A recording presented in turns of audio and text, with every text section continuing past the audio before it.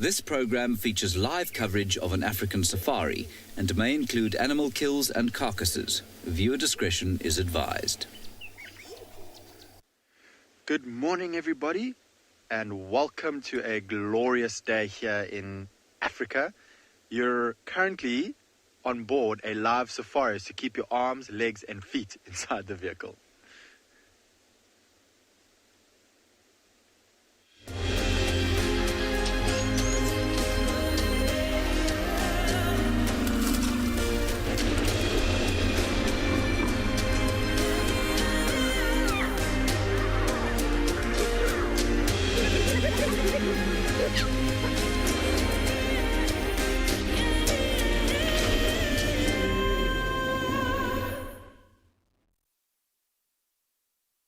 Welcome back, everybody, and welcome to Beyond Phinda Private Game Reserve.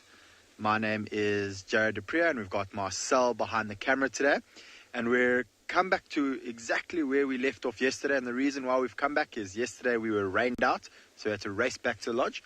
And we were hoping that this beautiful big male lion was still here with the zebra, and he most certainly is indeed. Now, before I get going, I'd like to welcome all the kids this morning. Just a reminder that the first 45 minutes will be for all of you. So please do send in your questions. Email it to kidssquestions@wildearth.tv. And I look forward to hearing from all of you. So, I know it's a little bit tricky to see because it is still quite dark, but we have a big male lion in the back there, just a single one. The rest of the pride haven't joined up. We thought that maybe his brother or the females with their youngsters may have joined up. This carcass is smelling quite delightful, and that scent could have attracted them, but it seems that this did not happen. And that could also have been because of the weather we had last night. We had quite a bit of rain, and that rain would help to mask the scent of this zebra, and the fact that he's dragged this zebra into the thicket, it could also help in masking that scent. Now, he didn't kill the zebra. This zebra, unfortunately, did die of natural causes. We're not sure why. And it was about 4 days ago. And then yesterday, we found him busy feeding on this carcass. So we assumed maybe 2 nights ago, he was on his territory patrol and then happened to pick up on the scent of the zebra, found it, dragged it down into this thicket for about maybe 200 meters. So he's dragged it quite a long distance. Oh, there's a jackal. Oh, wow, there's a side-striped jackal that's just coming to join in. Oh. So we were speaking about, if you just zoom in a little bit there, Marcel. Oh, I think it's just, and go a little bit more left. I think it's just behind the bar. The jackal is there. Oh, and there it runs off. Oh, unfortunately. Well, anyway, there is a side-striped jackal in this area, and judging by that jackal's behavior, it definitely knows that this carcass is here, and then I'm sure that it knows this male lion is here as well. Oh, there's another jackal. Another side-striped jackal. So there's 2 of them. It's a pair. And there they go. Do you see that big stripe on their back, that silver back? And that's why we call it a side-striped jackal. Here in South Africa, we have 2 species, the black back and side stripe. And on Phinda, you technically can see both, but we really only ever see the side-striped jackal. It is very, very rare to see the black back. And you see how he's looking in that direction. Incredible hearing. He could hear those jackals walking on the road behind us. And those jackals are going to just sit and wait very patiently for this male to move off. But it doesn't look like he's moving off anytime soon. But they've got very interesting diets. In summer, the side-striped jackal actually eats quite a lot of fruit. And in some areas, the majority of their diet in summer is fruit. And then they will also eat on meat and carrion. And then in winter, as it starts to dry up, like it is now, not a lot of fruit around, and then they will almost solely eat on meat.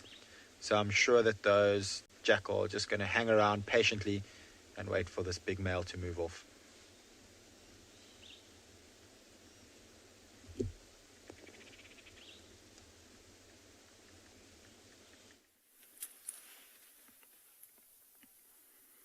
Good morning, everyone.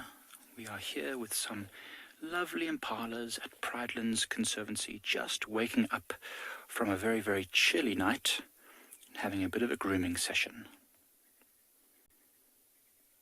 It's just nicely camouflaged in this beautiful, beautiful golden low-felt grass.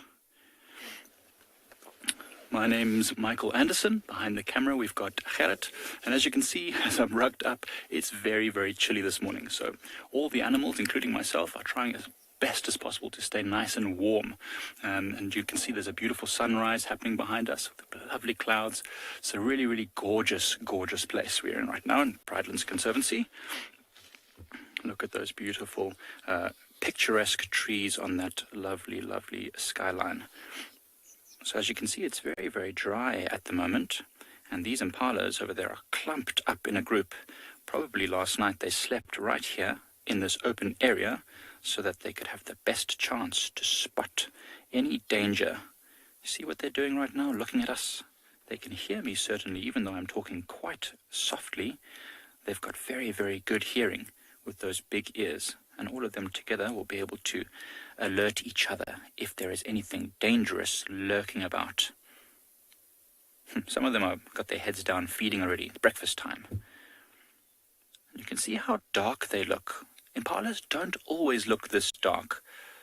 What they're actually doing is raising their fur up to trap air against their skin. You know, when you wear a thick jacket, it traps air against your skin, and then you can stay nice and warm. So that's what these impalas are also doing, raising their fur. It's like getting goosebumps. You have goosebumps sometimes when you get a cold wind that passes. That's our body also trying to keep us warm. Although we don't have that much hair, so it doesn't really work that well for us. But for the impalas, it works very, very well. As you can see, a lot of them are grooming each other, and this is very, very important. Now it's winter time, all the ticks and parasites, the things that like to suck their blood, are climbing onto them also to keep warm. And if they don't control those by grooming regularly, they won't be very comfortable, let's put it that way. Must be interesting, they actually eat a lot of those things. Yuck. When they're grooming, they rub their teeth through their fur, and they eat all those little creepy crawlies. I guess that's extra protein. Delicious. That's why you should eat your vegetables, otherwise you'll have to eat creepy crawly bugs. Not so good.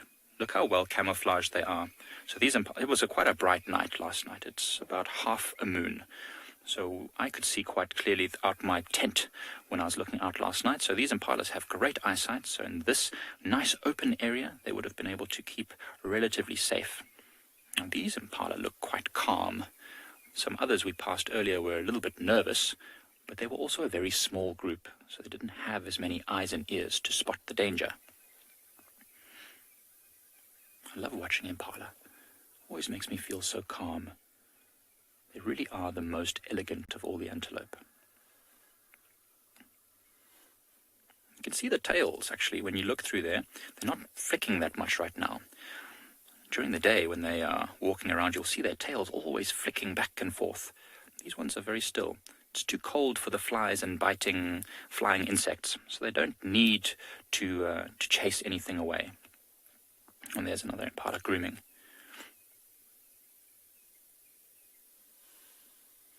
Very, very well camouflaged. Look at so we talked about the stripes yesterday on the bottoms. We were talking about how they can use them to walk, to follow each other through the grass, because they're very well camouflaged, which means they can hide really easily from the danger. But when they are running from danger, they need to be able to follow each other, especially the babies and the mummies. If they don't follow each other, they might get lost, and that would make them quite vulnerable. So they have those black and white stripes on the bum. One of the reasons is maybe to follow each other. Same like why they've got the little black tips on their ears. Maybe also so that the young ones can spot the mummies in the long grass. You see that one impala that's right in the middle of the screen there. That is a young male. Probably one of the ones that was born around November last year, so during the springtime. Seems to be doing very well. See, short little horns. Remember, female impalas don't have horns, only the males. Although, you say that, we have one impala here, which is a female with horns. Beautiful.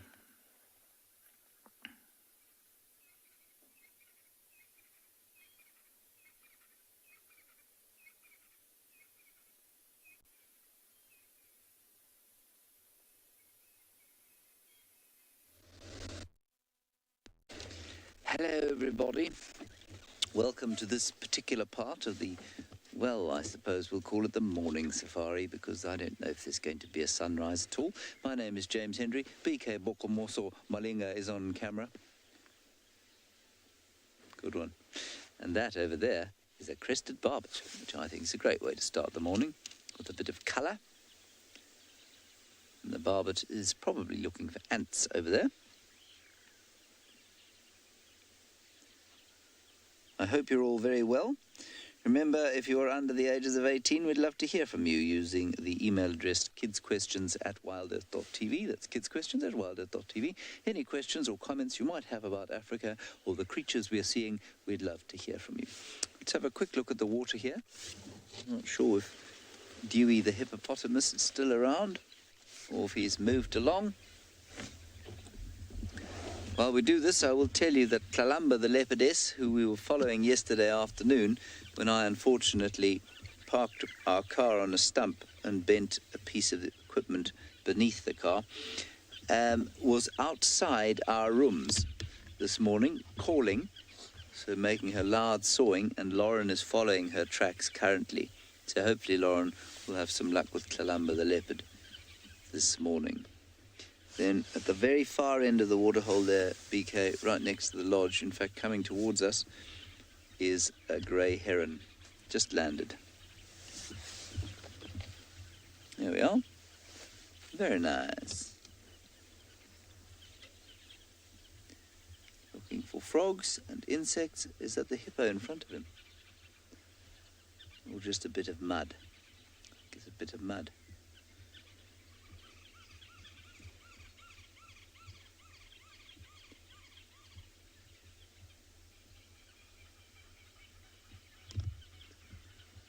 Oh, that's beautiful. Oh, thinks it's a duck. Maybe having a bit of a bath. That's unusual behaviour. It's very unusual. I think it's probably just a bath.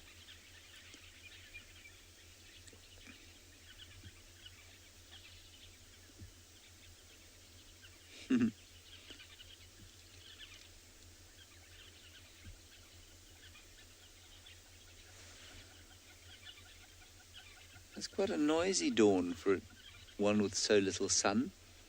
Perhaps it's because it's slightly warmer than normal. Here, red-billed buffalo weavers, francolins, lions calling, but very far away. Away in the distance, some ground hornbills. Uru, uru, uru, uru, uru, uru.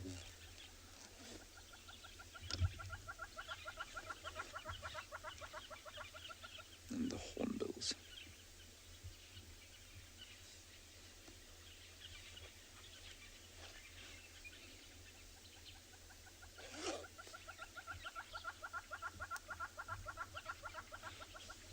Let's see if our swimming heron lands again in the water. Oh, it's beautiful. That is lovely, BK. Unfortunately, the bird has not been particularly impressive at landing in sight. Critter Freak, you say, what a gorgeous little bird. Critter Freak, it's not a little bird at all. It's actually a very large bird. It's a good, probably 3 feet long when it's fully extended.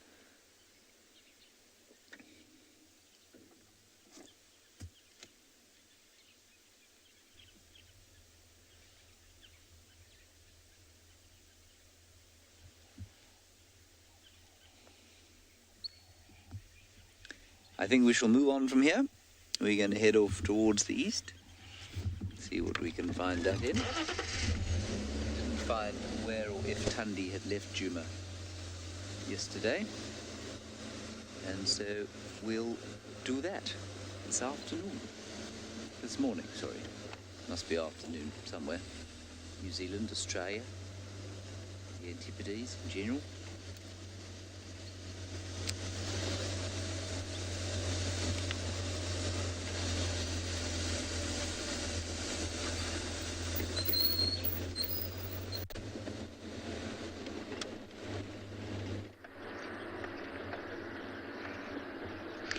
Good morning. Welcome on board, everybody. My name is Lauren, and I do have Davy on camera today. And I think James may have already told you this story, but we woke up to a leopard sawing right outside our room this morning. I have never experienced that. It was quite surreal. And it's far better to wake up to that than of your alarm. I don't think anyone in this world likes their alarm tone. That leopard was Kalahari, I think, because I then realised she walked right past the room. I opened up my bathroom window and there she was. And she just casually strolled past our camp and had a sniff of the vehicles and walked on by. But sadly, that was about an hour ago. That's the only thing. We got caught in a bit of rain, and these cats can move very, very far in a short space of time. And because of the rain, the ground is now really damp and it's not so easy to track. We do have her tracks going past a house, which we can't drive past at this time in the morning. So we're just going to search this area for her. It could have been Tswalu. It was definitely a female, not a male. I think it was Kalahari, our princess. So she's in the area somewhere, and I would really, really love to spend time with her, especially since her sawing, which is a vocalization leopards make, woke me up. Now, the dam cam heard the saw, I believe, but don't worry, we heard it too, but I don't think she's appeared. So we're trying to put together all the pieces of knowledge that we have to figure out where she might be. She's a fairly elusive cat, or she's grown into one at least. She's definitely her mother's daughter, and they just slip into the vegetation and you lose them. Leopards are very, very camouflage. More camouflage than you would think with that rosette pattern.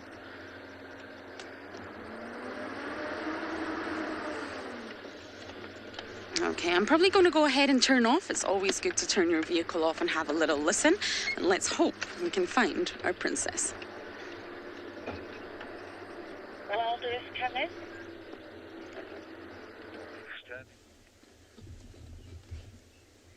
So while Lauren was listening to leopards soaring outside her house last night and this morning, Lauren, we were also very lucky last night here at Pinda to have hyenas outside my house, and they were going absolutely mental.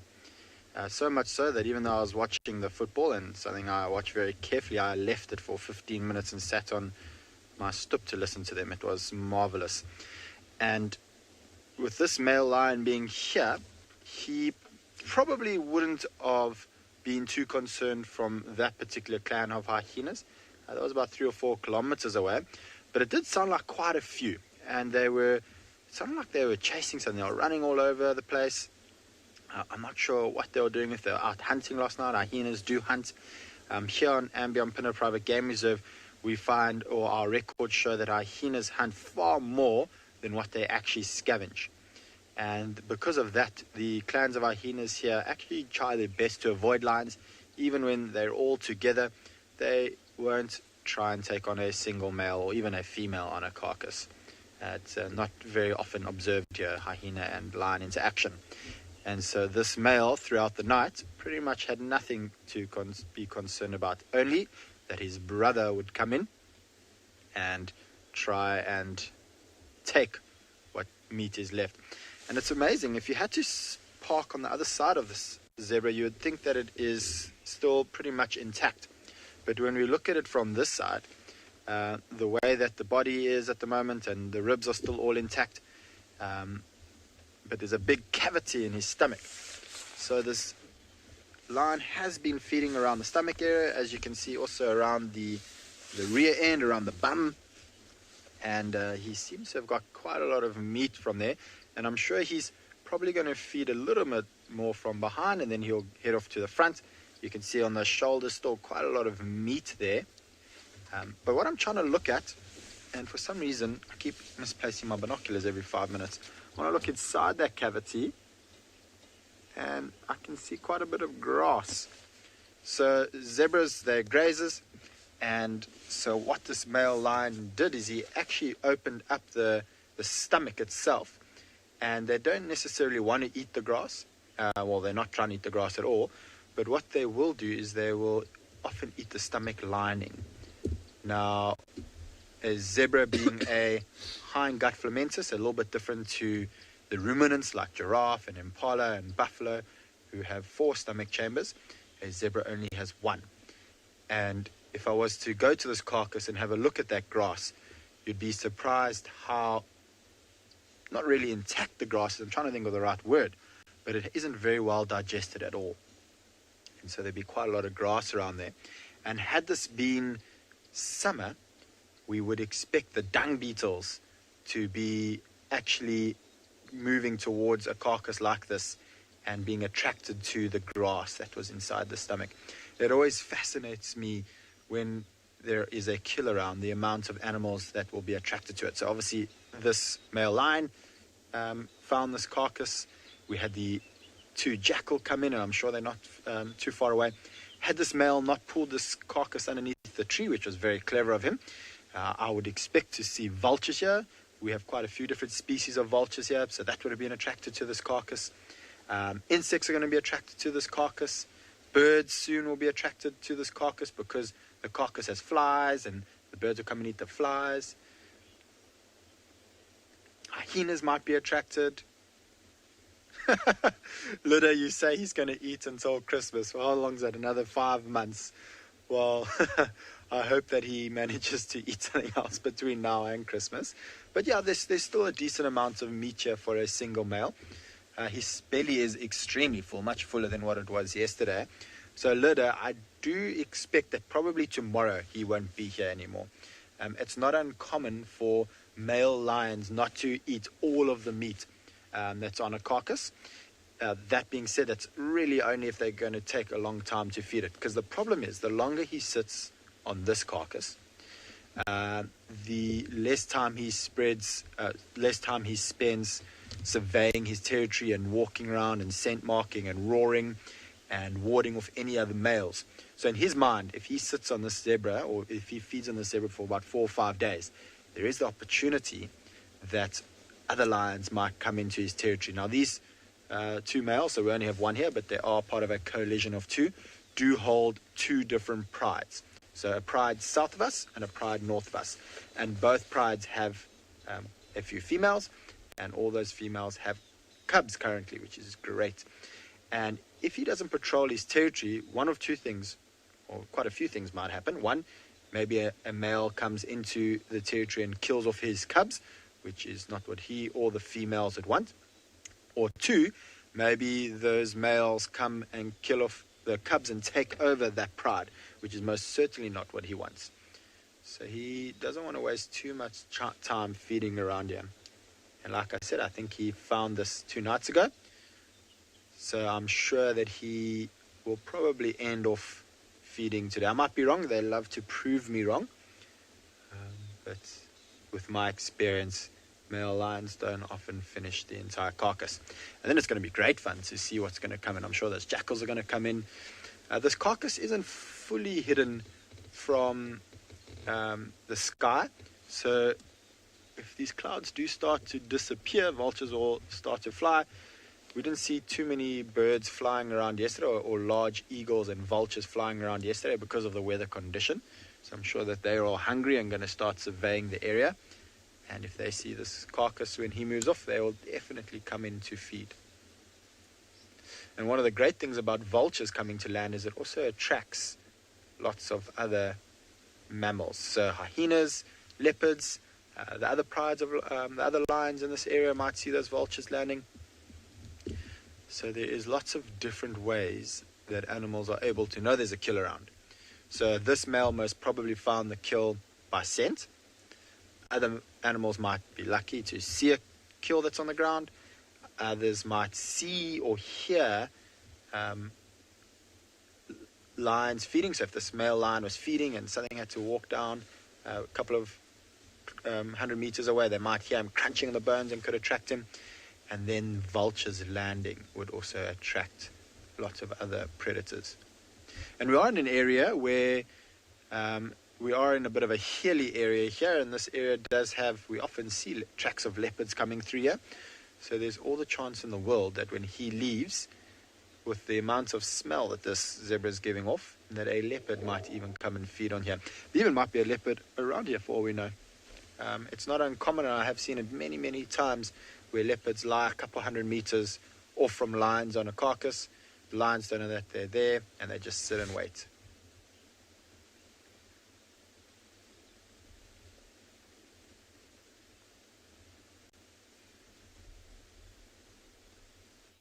This is a joke. Righty, what we've got here is a special animal. It is a cardinal woodpecker. Isn't that nice? He's a tiny little bird.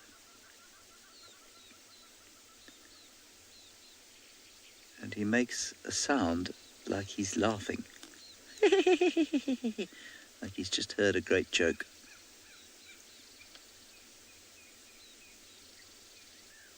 But at the moment, he's hoping that the sun will come out and warm him up. I think he's going to be disappointed. There he goes. See if he'll call for us.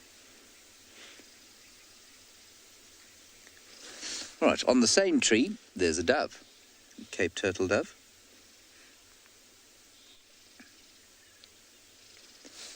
And they're always a very comforting sound in the morning, and in fact, at most times of the day.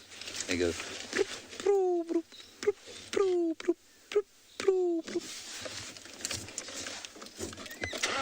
And that is all we have found so far. No mammals just yet. Well, not in this particular area. But that's all right. It's early days yet.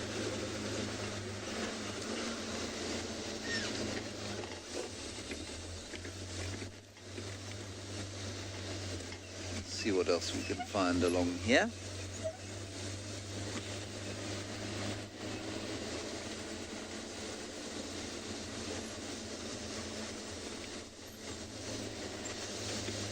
Tracks.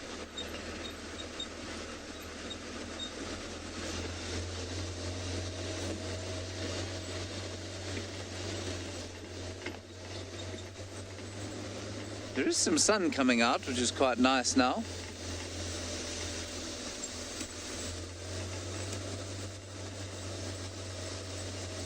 Hello, A&M brothers. My favorite part of guiding viewers. I think it's the variety of the questions that we get, and the fact that, you know, some people are new, some people have been watching for a long time, which means that we get lots of really interesting discussions and questions. Speak as quick as you can. There's a grey-headed bushshrike there on the base of the tree. Can you see it? Well spotted. Right. There, you got it. Beautiful. Now, this is a bird we don't often see. We hear it all the time, but it's normally doing what it's doing now, which is hiding in the mid-story of the tree. Now, that is a grey-headed bushshrike. Bika is doing a fantastic job of keeping up with it.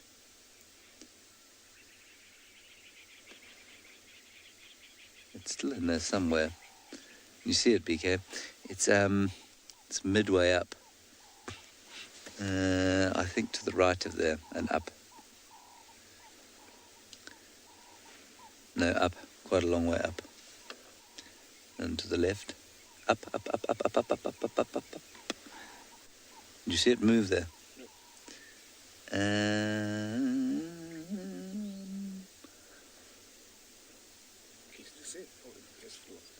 Yes, I think, yeah.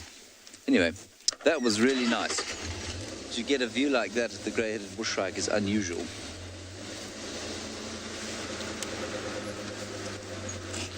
And you have tracks of white-tailed mongoose from the evening, civet.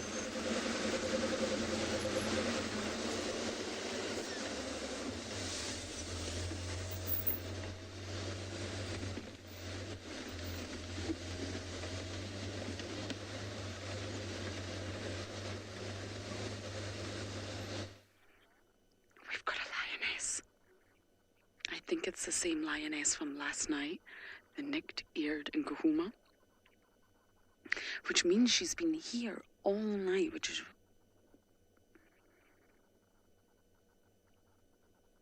rather surprising. She spotted something. Now, Tlalamba's in the area, 100%. I just came across a lion instead. Yep, this is the exact same lioness from last night. Good morning, mobile station. Sean from Milkberry. Good morning, Sean from Milkberry. Okay, we are going to loop round to try and see. She's just on Philemon's Dip.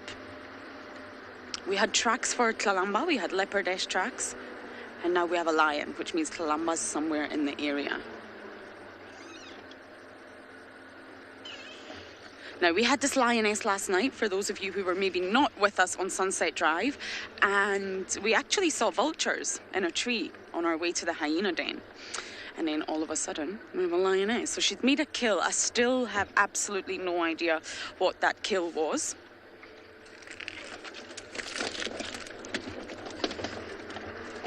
Why are you on your own, girl? Now, this is causing lots of confusion. She was seen about a week ago with the rest of the pride on Mala Mala. But why is she on her own again? Okay, Davi, what do you think about me just turning here? And we're going to watch her walk towards us. Look, she does have a lot of scars. She also has a lot of nicks in her ears. She looks like she's been through the wars, this lioness. Okay, we're just going to turn here now. We're not going to block her path. You must never do that. I'm just going to reverse a bit, Davi. She looks like she's changing trajectory already. She has. She's changing direction. She's very alert. And this just shows you how closely lions and leopards do reside. They completely cohabit the same space, and we call this sympatric. And many of you asked me about that word, so I'll spell it for you. Sympatric, sympatric. So they live sympatrically, which means they share the same geographical location. She looks a bit stiff, doesn't she?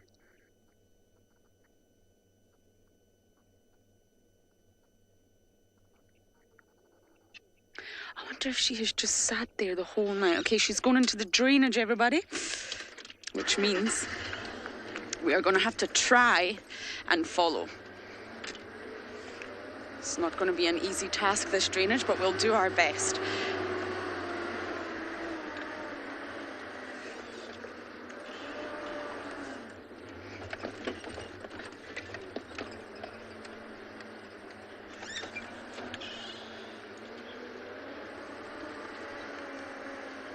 Sorry, Londeka, you'll have to repeat that question from Mindy.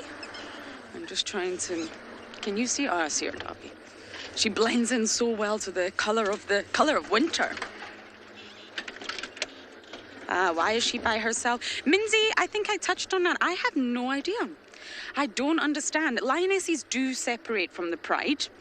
They don't always stay together. Sometimes they'll wander off, maybe hunt something small on their own for a little snack, and then they will reunite. But the story with Nick Ears seems to be quite confusing. She was seen with them last week, but I don't understand why she sort of has left the pride. They are said to be down south, on a property down south.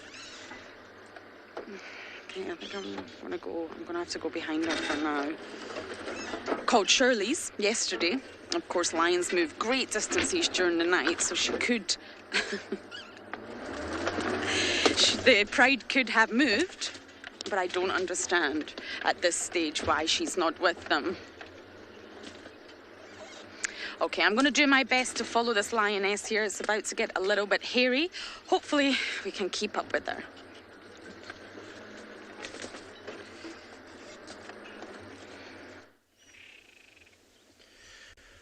So we were planning to leave this male lion because he wasn't doing too much.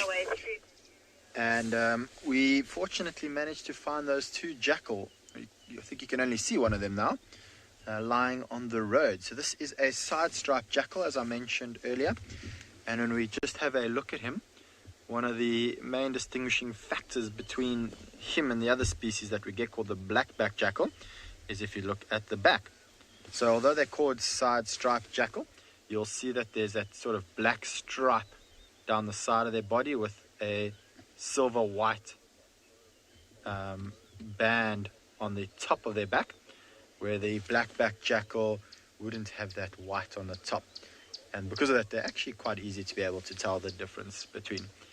And they're extremely beautiful. I actually absolutely love these jackal with their long, pointy snouts. I think they've actually got very beautiful eyes and their very high pointed ears. And you'll notice that he was glancing off to our left, his right. And that is because there is a lot of impalas busy alarm calling down the valley. And the male lion's just lifted his head to listen in that direction. And the jackal's busy listening in that direction. Now, I did mention earlier that this is an area where leopards sometimes do move through. But maybe it is the brother of this male, the Bayala male that's on the zebra, moving into this area. So I think once we're done here, we're definitely going to go have a look down there. But let's spend a little bit of time here. It's not often we get to have such a great view of a jackal like this. Often they're in the road, in the long grass where we can't really see them. But currently they're in the open. And there is 2 of them, as I mentioned earlier, and they're most likely a breeding pair. They do mate for life. And they can have anything between 1 to 6 pups, which is extraordinary. The most I've ever seen in my career is 4 pups. And a little bit different to most of the carnivores out here, although these are actually omnivores, not carnivores. But they do breed every single year. So by that sense, you would think that there's lots of them around. But you don't see them very often.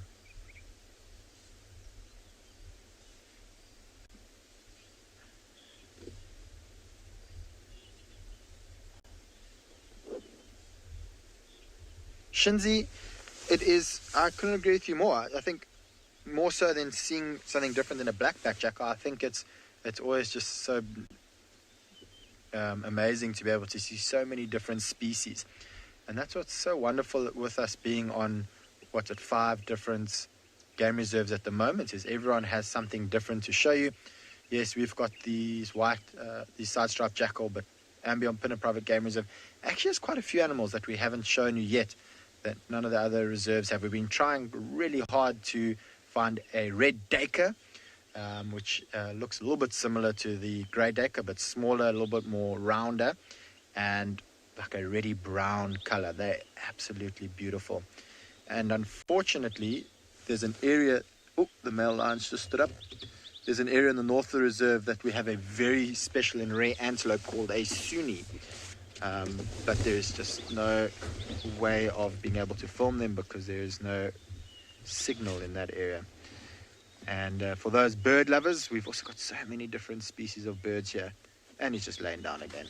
Lazy lion. I thought he was going to get up and do something exciting, but doing what male lions love to do best, absolutely nothing. You can see it caught the attention of this jackal.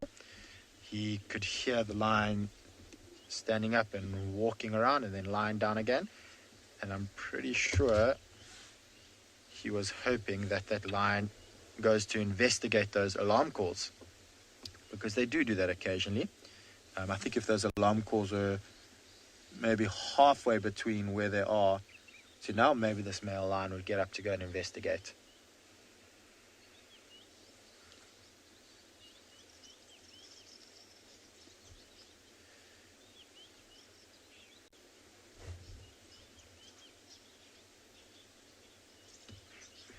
Butterfly, he has his patience pants on. Yeah, something that I must be honest, I don't have.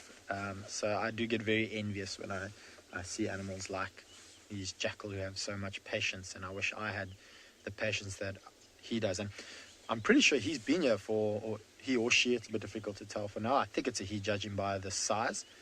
The other one was a little bit smaller, so that would most likely be the female. He's probably been here for, maybe a day or so, and he might still be here for a couple of days. If this male lion doesn't move off, they might go off to scavenge. They do hunt, they do scavenge. As I mentioned, they are omnivores, so they will eat fruit as well. But a large portion of their diet will be insects, invertebrates, birds, and then the occasional carrion. And on the very rare occasion, they do actually hunt antelope as well.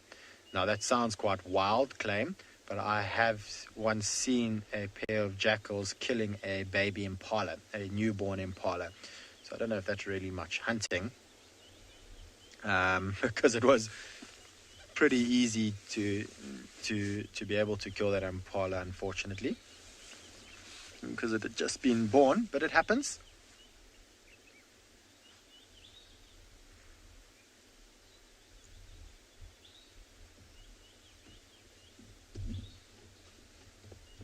Now, I wonder if these two do have pups around at the moment, because the youngsters do stick with the adults for quite some time, and often with jackals, when they have a new litter, the old litter might still stick around as well. And if they did have a litter, or they did have some youngsters over a year or so old, you would often see them moving around with the adults. And because it's just the two of them, I wonder if they don't have a den somewhere. It would be very exciting. I love baby animals, and I think that jackals are definitely up there with being some of the cutest of the babies.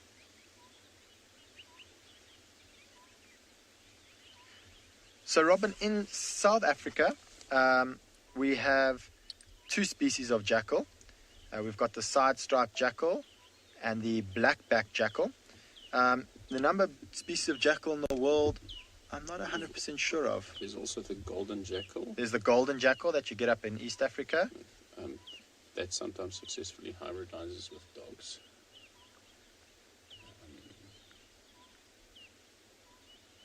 I was just conversing with Marcel, who trying to see if he knows how many jackal species are in the world.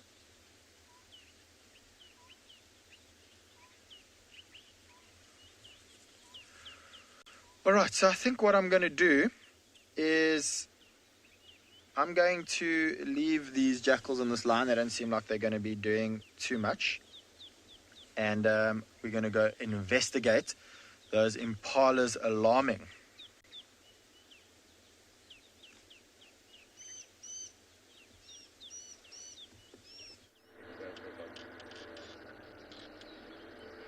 We've managed to catch up with our lioness. It was not easy. She took us through a really tough drainage line.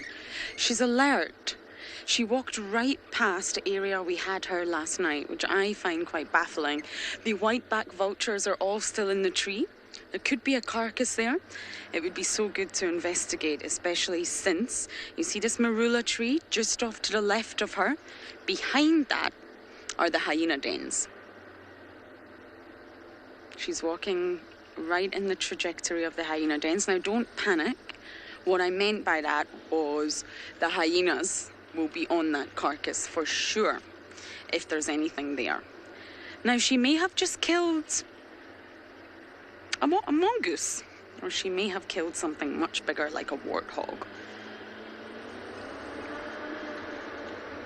Yeah, she's walking right in the road of the hyena dens. It's going to be really difficult to get ahead of her. I always like to try and get ahead of the animal rather than go behind them. She looks like she's limping slightly on that front right leg. Nothing too severe. There's definitely a limp there. Here we go.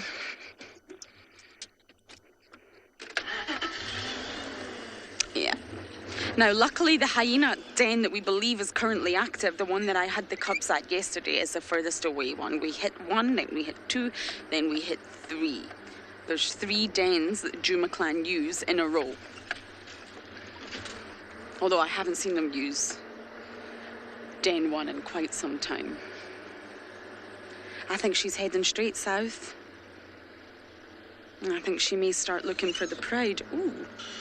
Lovely fresh lion track. Shall we show you the tracks? And this is what a fresh track looks like. Look at that.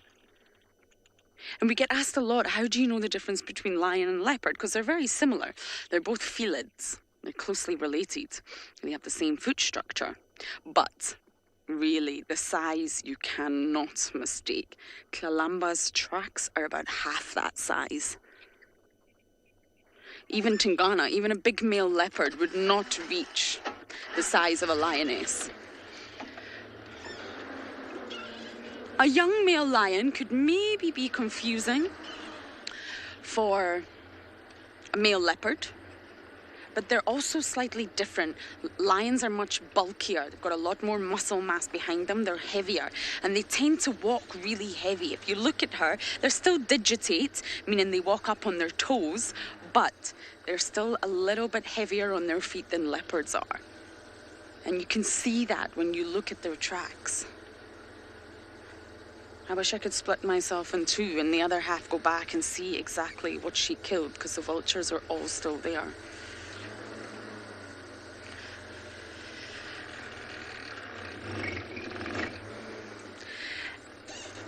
Elisa, no. This could not be the same lioness from Pridelands. We know who this lioness is. She belongs to the Nkahuma Pride, and we call her the nicked-eared lioness. It's not very original, I know. And Pridelands is a little bit too far for this lioness to travel. The Nkahuma's territory is very much Juma and the surrounding areas. They go way down south to Mala Mala, way west on Arathusa, but she would not travel to Pridelands. Now, I know it's not great following a lioness like this, but this road is very, very narrow. So this is hyena den number 1. This is what we call Philemon's dip den number 1. Isn't that a mouthful? And this is the exact den site. It doesn't look much, but actually we had some wonderful memories there. Some of you will remember, some of you will not. And this is where one of the Avokas, Darkmane, attacked the ex-matriarch, Corky. And it happened live. Yes, that was not an easy sighting. And then slowly but surely we're going to hit den number 2. She could possibly be heading in the direction of Treehouse to drink. Treehouse Dam is just down here.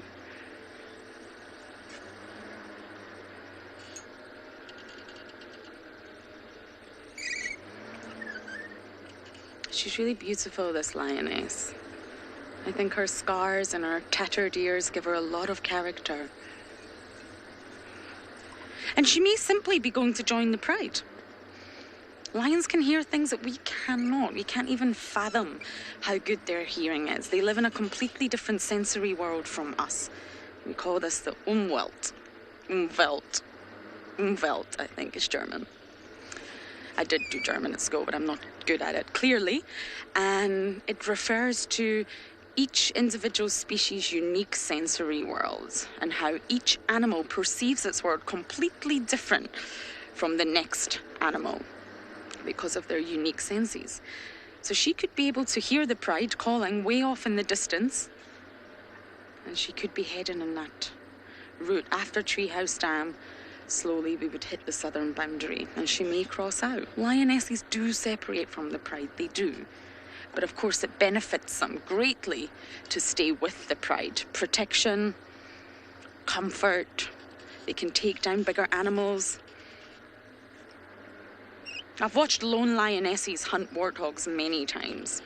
They have great strength up in the Masai Mara. But in order to take down something bigger, it would benefit the lioness to be with the rest of the pride. Now, just to give you some context, this is Philemon's dip den number 2. PDD. No hyenas there, but that's my personal favorite den.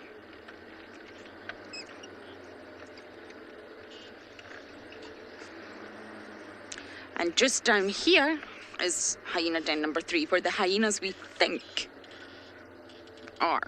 We don't know. I've not checked this morning. It will be on my list of things to do. Oh, spiderweb in my face.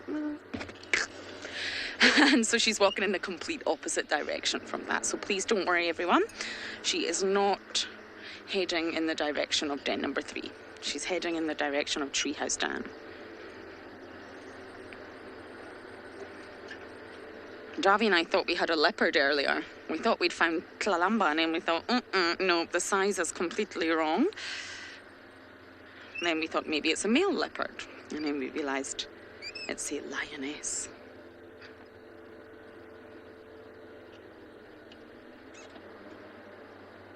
The size difference between a leopardess and a lioness is very drastic.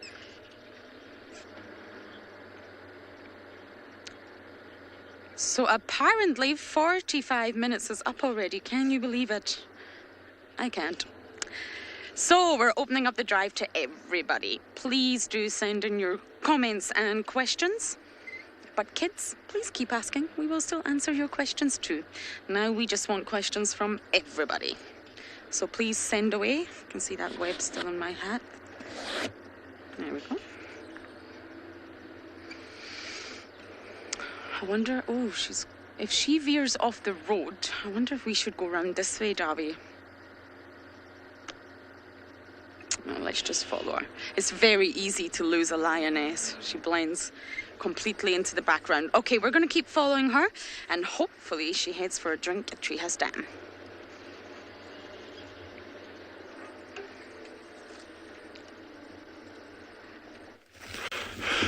Good morning from another fantastic, gorgeous day out here at Tswalu Kalahari Reserve. Jean-Andre on camera, and my name's Dylan. I just want to welcome any of you that are joining us for the first time this morning, and obviously everyone else that's been with us over this journey over the past couple of weeks. Certainly from my side, it's just fantastic having you with. It's always exciting coming out here. You know, you start with a clean slate every single morning. We don't know what we're going to find. Well, this morning, you know, like every morning we're sticking with these meerkats just because we want to see these pups coming out. So for those of you who don't know, we've got this beautiful meerkat burrow system out here. And this is a group called the Rock Stars. They're named after this like really weird road junction here, and this totally random rock just lying there. So that's where this group of meerkats get their names from. So we've been following this group very, very closely over the past week and a half, almost 2 weeks now, because the alpha female, she actually gave birth, I think we worked out on the 18th of June. So her pups are very, very close to being actually brought out. That's really why we want to stick with this. But for those of you who have been with us on the journey, just bear with us. It's going to be super, super exciting when they do come out. And that's like the fun of being out here with us, because you don't know when it's going to happen. And also, you know, you can get these like wayward events, that no one can really foresee. A predation event, we're hoping that doesn't happen, but it's certainly not impossible. But anyway, yeah, so I'm still working on how we're going to get an art wolf. I missed an art wolf yesterday by seconds, unfortunately. But these things happen, and you kind of like take it on the chin. So hopefully over the coming days. And then there's another species that I'm really trying to get as well. There's a whole lot of species, but between Genre and myself, we're going to be working hard, really hard to get these for you. So, well, we can't really call it like work, actually. It's kind of like we're going out, we're looking for them. It's a load of fun at the same time. So, yeah.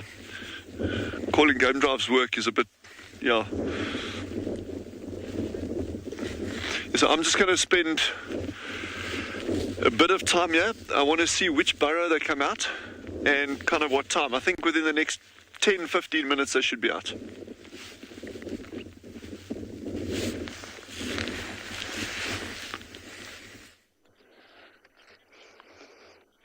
She did. She came to Treehouse Dam to drink.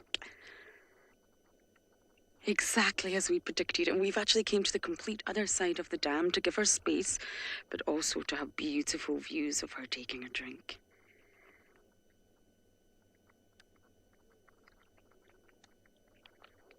Look at that.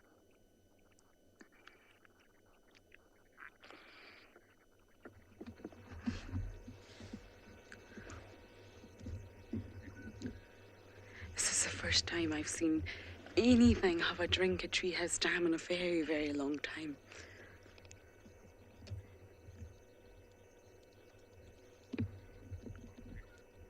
Now she'll be drinking for quite some time. The science behind a cat's tongue is fascinating. They don't do the sort of wooden spoon effect that dogs do, where they curl back their tongue and scoop the water into their mouth like a spoon. It's completely different for cats like that. They're working against the force of gravity. It's all to do with physics. Yay, physics. But cats are said to be not the most efficient drinkers at all, and it takes them a long time to quench their thirst. I'd love to film them from start to finish in actually slow mode so we can count the number of times the tongue goes in. So they suffer a hydrodynamic problem, cats. So they actually have really sort of thin, raspy hairs on their tongues. Their tongues are rough, they're not smooth. And this is used in grooming, absolutely, but it also very much assists in drinking. So they're not able to suck. So humans obviously have the ability to suck liquid through a straw, but cats can't do that. And they also can't do that spoon effect. So what they do is lap their tongue in and out of the water as fast as they can. Really, really fast. She looks like she's going quite slow, but actually it's repetitively in, out, in, out, in, out, very, very fast. And what they're trying to do is cover their tongue in the liquid and then defeat gravity by pulling the tongue back in so fast that that small bit of water goes in the mouth. Now, if you watch, it's only the surface of the tongue that briefly touches the water. And that's what she's doing. It's almost like dunking your tongue in liquid and then quickly putting your tongue back in your mouth, throwing the liquid to the back of your throat. And that's exactly how she's drinking right now.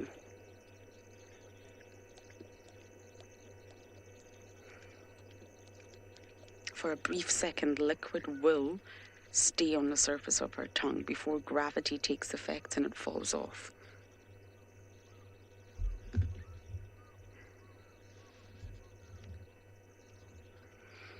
There's lots of studies done on this, and a domestic cat is said to move the tongue 4 laps,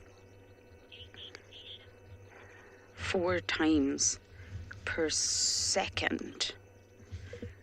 But the big cats are said not to be as fast as domestic cats. They're slightly slower because their tongues are larger. So therefore they lap a little bit more slowly, and they still achieve the same balance of gravity and inertia. There's your physics for the morning. Landeka, can you just repeat that question one more time, please?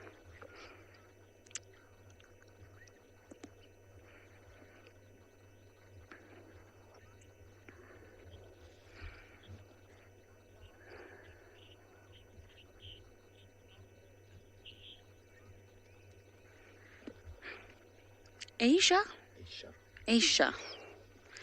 You're asking how long will the lioness take to quench her thirst?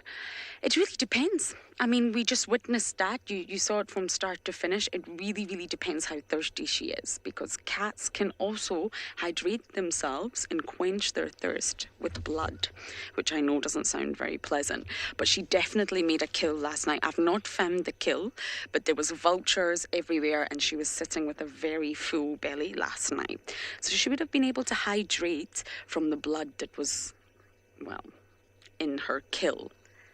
So maybe this morning she's come down for her morning drink, but she doesn't actually need to quench as much as she maybe would on a really, really hot summer's day. So it does depend.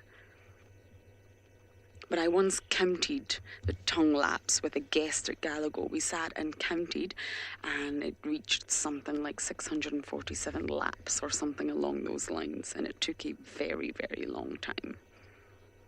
They only get a small amount of water in their mouth at one time. So if they're very thirsty, if they haven't eaten for some time, and it's very, very hot, then of course they're going to, oh, is that an injury, Davi, on her back left leg?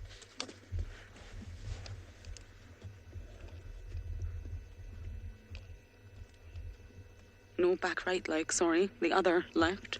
It is. That's what she's limping on. That makes sense. It's not being the front leg. She's limping on that back leg. It doesn't look too severe, though. Can you see her, Davy? I can't see her. I'm good? Okay.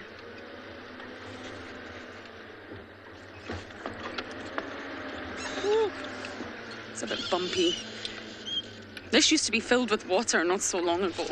This whole area that I've just driven over. And of course, the volume of water in this dam is reducing quite drastically, actually.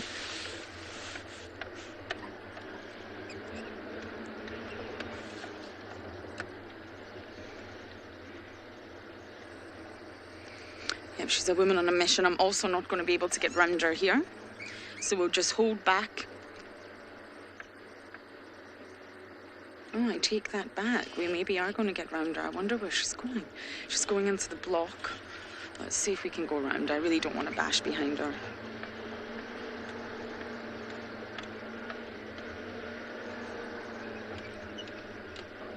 Yep, there's a lot of limp in there. She's injured her back right leg.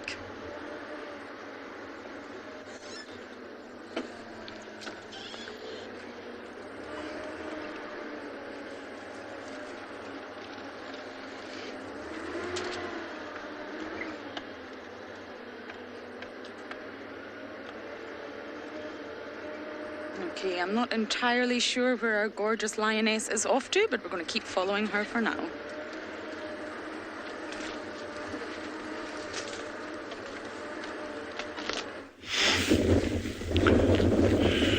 So I've done a little scan around the burrows here, and we don't see any sign of predator tracks, like honey badgers, caracal, wildcats, those kind of things. And it's something we do every single morning when we get to a burrow. It's actually just a good habit to get into, regardless of whether you're working with meerkats or anything else. When you go out, keep your eyes peeled. You know, what's out here just actually reveals a whole new world. And I think over the coming days, especially on our afternoon drives, I think I'll start showing you some more of the tracks of other little creatures that are around here as well. So I just want to, for those of you who might be wondering, if you look at some of these burrows, you see there's lots of tracks around the entrance, okay? But then other burrows are very, very smooth around the entrance, like that middle one over here. You can see it over there. So what we do there is, if we're not sure if the meerkats have actually returned to a burrow system, and we had this a couple of days back where Veronique, the meerkat habituator, she wasn't sure, geez, had the meerkats returned, were they here, were they not here, what's going on? And then we actually just gently sweep, we just use a little stick, we just sweep the outside of the burrows, because then you can see clearly any sign of activity at the burrow, regardless of what it is. It just makes it easier, whereas if you've got a whole set of tracks, then it becomes very, very difficult on the soft sand to determine exactly which ones are the fresh ones, which ones aren't. And I think that's one of the principles in tracking is, it's one thing being able to identify a lion track. It's kind of like pretty simple, or an elephant track. The challenge is to be able to say, okay, what is the age of that track? Determining the age is one of the biggest and key skills of a very, very good tracker. And it's very simple if you've got elephant tracks that are clearly days old or weeks old, and there's other animals on top of them, that kind of stuff. But where the challenge comes in, if you're following a herd of elephants or a couple of bulls and you're looking for a particular individual, and you've got tracks going up and back, up and forward, and they're just a couple of hours apart, that's when the tracking skills really kick in. So here in the Kalahari, where there's very, very soft sand, even gentle breeze can disturb the tracks, and it can make relatively fresh tracks look pretty old very quickly. So just sweeping the entrance of the burrows, if you're unsure, makes a big difference in terms of figuring out what's going on. But now we know these meerkats are here. Just I shouldn't say that before I jinx it. But we know these meerkats are here. They went down here last night. So unless something crazily untoward happened during the course of the evening, I think we are on the money. That sun is going to be coming out over those hills, I reckon, in the next 3-4 minutes. And shortly after that, the meerkats are going to be popping out. Look, I always love that light in the far distance as it cuts through that valley. Look at that.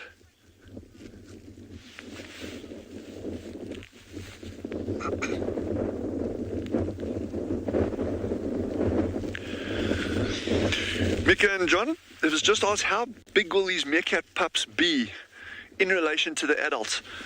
These meerkat pups are going to be about that size. Tiny, tiny, tiny, tiny little things. But you got to see it. You got to see it when they come out. I promise you. I mean, I can show you photographs. It's not going to do it justice. I think just bear with us over the next couple of days.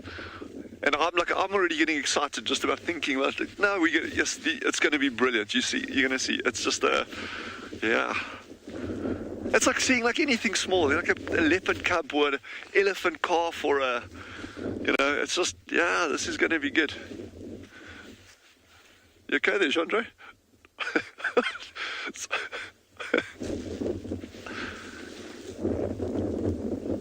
Sun's out, and I'm just going to spend some beautiful time here enjoying that sunrise.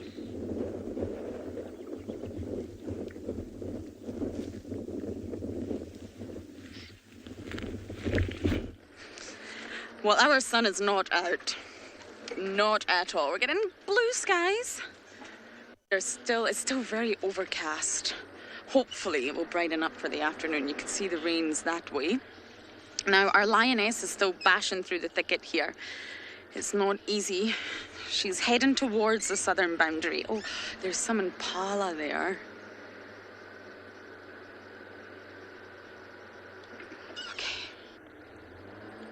She doesn't seem interested. But yes, if she heads towards the southern boundary, I think she's trying to reunite with the pride. That's what my gut is telling me.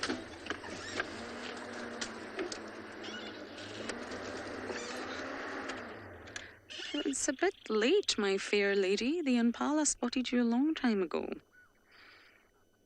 And they're off.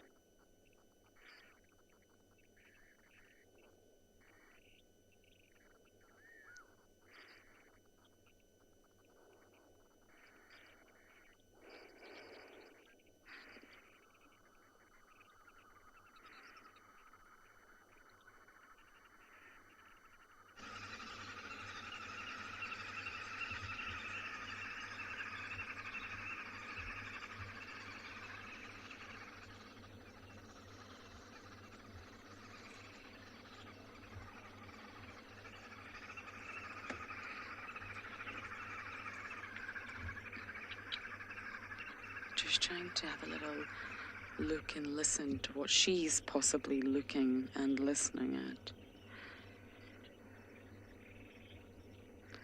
Natasha, I don't think she's pregnant. I think she's very, very full. Very full.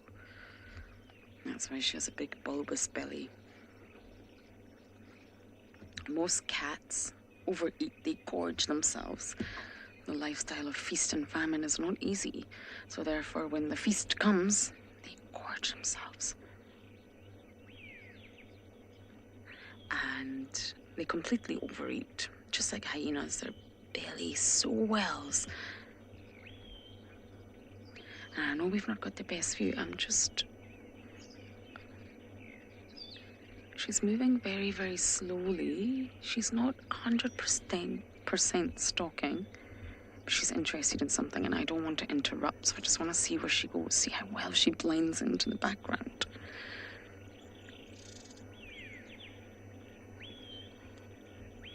Once she goes behind this termite mound, we can move.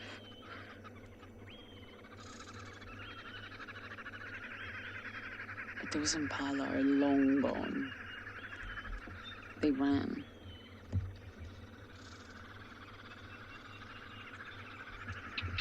Okay, I'm just going to slowly move forward. She's looking this way, so I don't want to go this way. We don't want to put our vehicle in between whatever she's looking at, so we'll go behind her. Whew.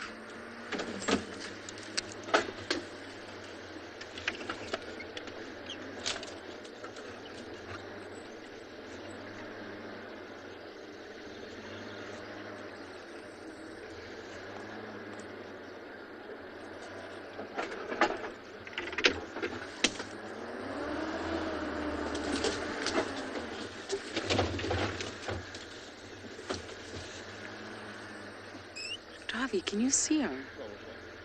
12 o'clock. keep getting all the water from all of the trees in the car. Okay.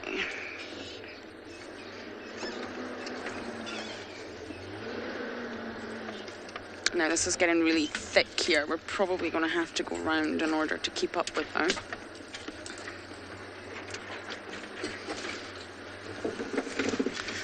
Let's try and go around this way.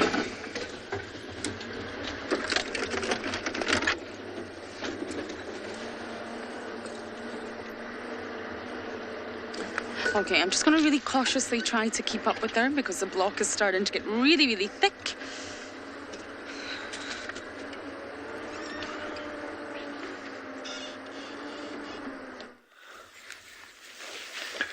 I've got something, it's always funny when Genre and I don't have any animals to show anyone, including meerkats. We find something totally random. But this is quite interesting, and I really just wanted to show you this. So, out here, one of the key things, and I gave a hint. Remember yesterday I asked those of you who joined us, I said, I'll give you a hint as to what animal we're waiting for. And I said, it's an area where there's lots of grass. And I was kind of hoping to throw that out as a decoy to try and get people to think, well, we're looking at an animal that's going to be eating grass, but it actually wasn't. Where I was going with that is that the animal, the aardwolf, is a big feeder on termites, especially harvester termites. So you need an area where there's lots of grass to get lots of harvester termites, and that's where you're probably more likely to find aardwolf. So these harvester termites, when you look at this clump of grass over here, okay, I'm excluding this one. This is Kalahari sourgrass. This is it's an annual. It just reseeds every year.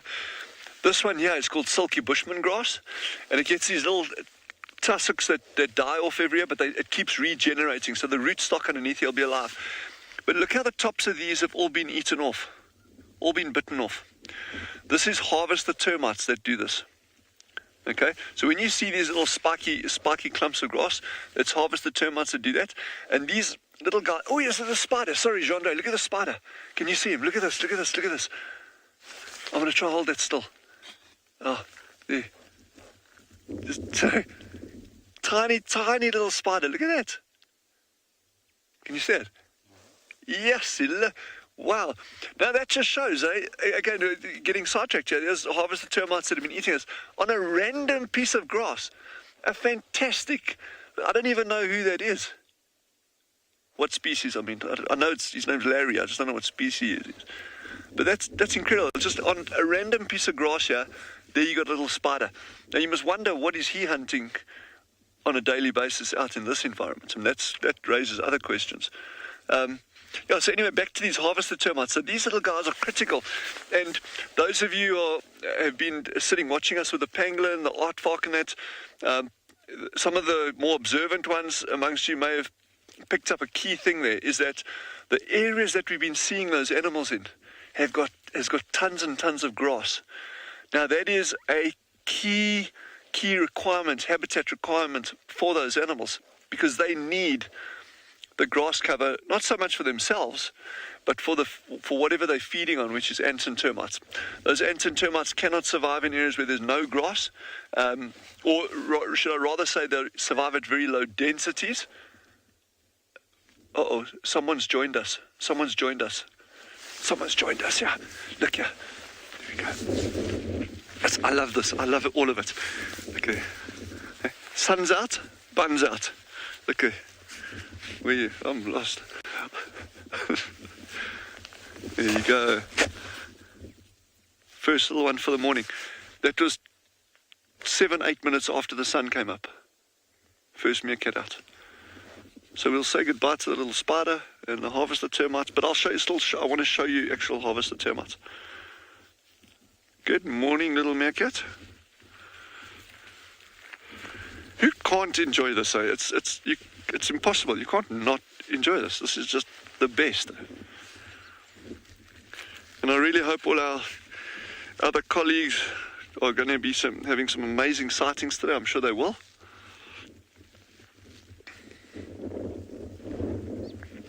Again, this is the little alpha female, so the dominant female. She's first up, as she's been every morning so far that we've seen.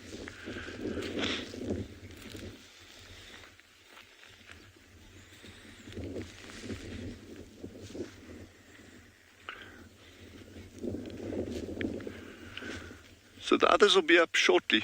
But she always comes out first, just does the cursory inspection of the area.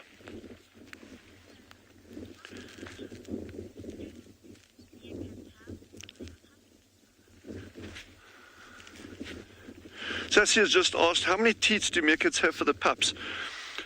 They've got 6.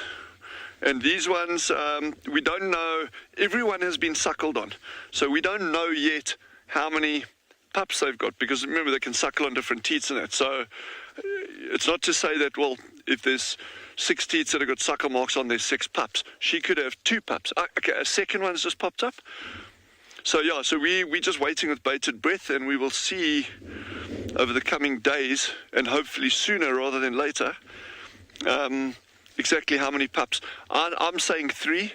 I think Jandre said 4, eh? And then Veronique, the meerkat habituator, she said she reckons 5 pups. Anyway, so let's see. As you can see, I'm the optimist amongst the group. Good morning.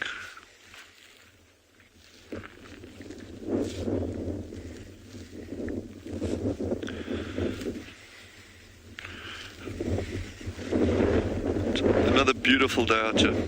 Bit windy, but it's fun. So I'm just going to sit down here now, just so they get used to me sitting down, and I'm just going to wait.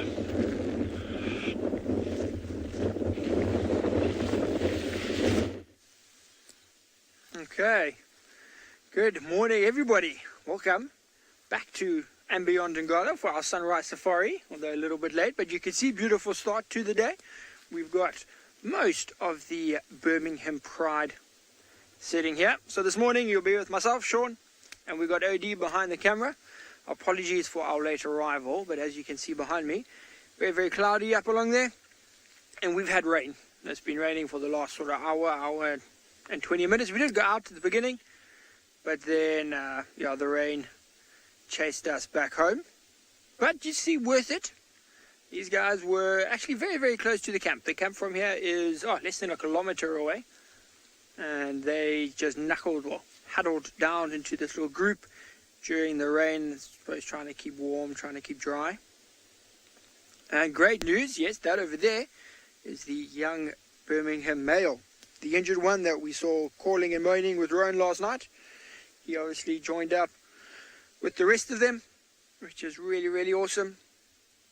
Now we're counting about 13 animals here. So you can see in this little puddle, there's 11, and then exactly where OD is standing, there you just saw that little flicker of movement there in the grass. There's a lion moving down inside there. There it is. Not sure who exactly that is. We haven't actually been around to that side. We just arrived here. But that is, one of the other lions. I'm not sure if that is the cubs or what it is. But all you guys need to do is just ask. So please don't forget to ask all of your questions.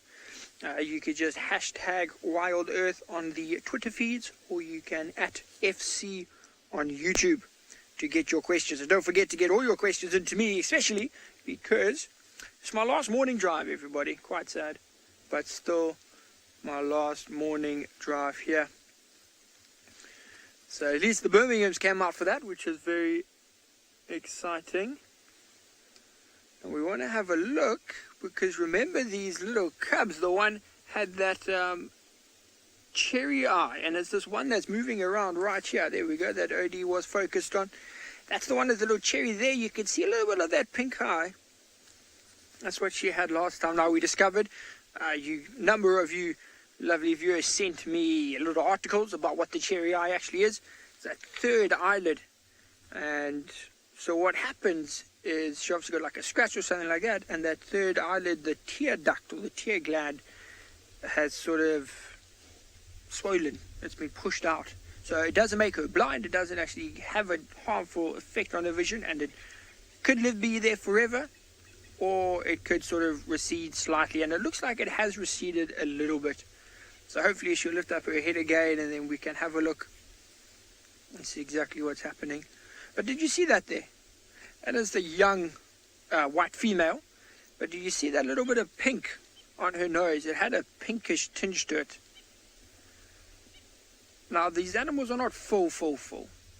You know, I don't think they ate last night, but I think they may have eaten the night before. Or they caught something small. You know, I don't know, maybe they caught like an impala or a young kudu or a bush buck or something like that. You can see there, yeah, her stomach, she's eaten recently. I mean, we haven't seen them since, I think, Sunday was the last time we saw the whole pride. And today's Wednesday, so they possibly caught something maybe Sunday night, ate it Sunday night, Monday night.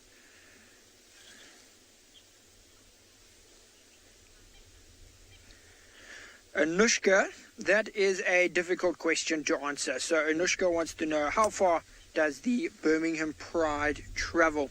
Now, if we just get that out, and we ask OD just to come back to me here, so I can show you a map, Anushka. Hopefully, should help you narrow this down. So this map is Ngala. Now so that red dot is the tented camp. That's where we started out, and we are now about there. So not very far. So this pride, the Birmingham Pride, their territory spans pretty much this entire southern area of Ngala. So I'd call this sort of the north. So this sort of southern central area of Ngala. And for the last 3 years that I've been here, this is where they've been sort of hanging around. Mostly around this area here. This is where all the little white cubs were born, was sort of down here on the map. But since this lockdown began, in the last sort of 4 or 5 months, they've actually been moving across this way, off of our eastern boundary, and even up here into this northern area. Up here, we found their tracks going up a road here, we call it Middle Road. They headed all the way up there. First time in my 3 years here have they gone all the way up there. So Anushka, generally here, this is where they move, this central area, but lately they have been spanning off across in this direction. So, you know, they move far, but this is their territory, this is where the area they know, this is where a lot of these females were born, where they grew up, so they want to stay in an area that they're comfortable with. They know the hunting, they know the prey, they know where to get water, they know all sorts of things like that. And then we also got a number of prides surrounding and beyond Ngala that will, you know, kind of keep these guys, especially with these cubs and the 2 new baby cubs, will keep them in the more central parts of our reserve so that the cubs don't, you know, get attacked and die. Which would be very, very sad because we've all grown to love them very much. Now, you see they're lazy. I was hoping if they hadn't eaten, I was just hoping that they hadn't eaten because then they would be hunting because this rainy weather would be very good for that. So we've got a question from Laura asking where the white lions are. So you can see Laura there in the picture is the one. That is the female. That's the one that we saw with the pink. And then Odie will zoom in. There's the young male. You can see him over there. Actually looking also quite dirty. Look at his shoulder.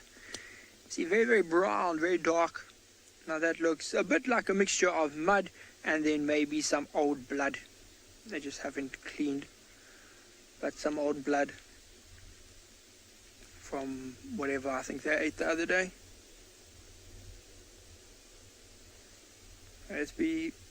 Would be cool to know where they've been. You know, we don't know how far off of our boundary they actually go. But they obviously do go there, and they've been quite successful out in the eastern parts of Ngala. In terms of hunting, you know, they go out there and they catch quite a lot. But, you know, for now, they don't look like they're going to be doing too much. I think with the rain finished, they may wake up and maybe start grooming, just clean that water off. But we're going to wait here and see.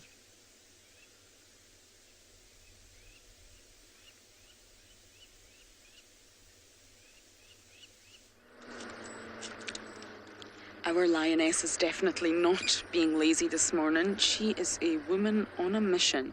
Now, we've got her, don't worry. She's going to cross right in front of us any moment now. And just to my right is Gowrie. And for those of you who are maybe unsure what that means, that is our southern boundary. We cannot cross. Just like I thought, she's going to cross out. I hate those words, crossing out. But that's what she's going to do. I think she's looking for the rest of the pride. They're south. Oh, okay. Maybe we're going to have our a few minutes longer than I thought there. No, we're not. She is a woman on a mission. And James, who is having car problems, I'm afraid, also heard alarm calls from this area. She has brought us to this exact area that he could hear the alarm calls, and the alarm calls were not at her. So there's possibly another predator in the area.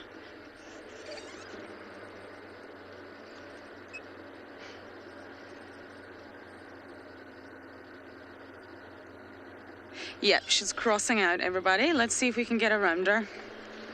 Davy, hold on tight.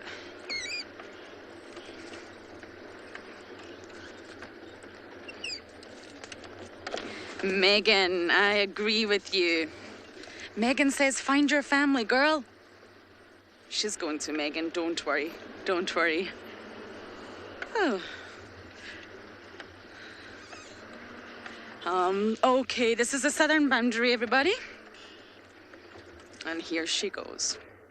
Unless she decides to walk along this. No, she's not. I spoke too soon. Into Little Gowrie she goes.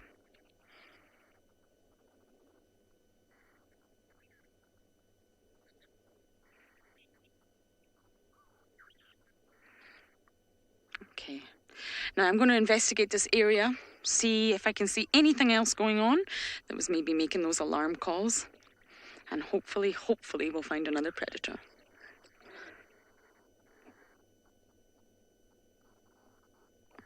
On support from viewers like you to carry on broadcasting our daily live shows. A small donation goes a long way in helping us on our mission to connect the world with nature.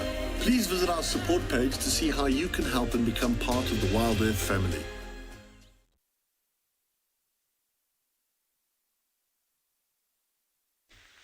So the second one did pop out, and then it went back again, popped out, went back again.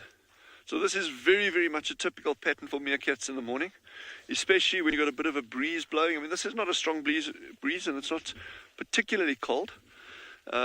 Certainly it's actually a lot milder than we've had over the past couple of days. Just all those big fires that we had yesterday, well, not we, there were probably fires quite far north of us, up towards Botswana border side. We're about 80 kilometers from the border, and typically you get big fires around that region at this time of the year. But all that smoke is cleared up now, so we don't have that lovely smell of that burning grass in the air. It is a very, very incredible, stunning smell at this time of the year. I like it. And for any fires that you get through these regions, I mean, they're not these massive raging things. You know, they just idle along slowly. You can see this kind of vegetation. You know, it'll take a fire, but it's very, very low key, low intensity. There's no threat to wildlife and that kind of stuff. So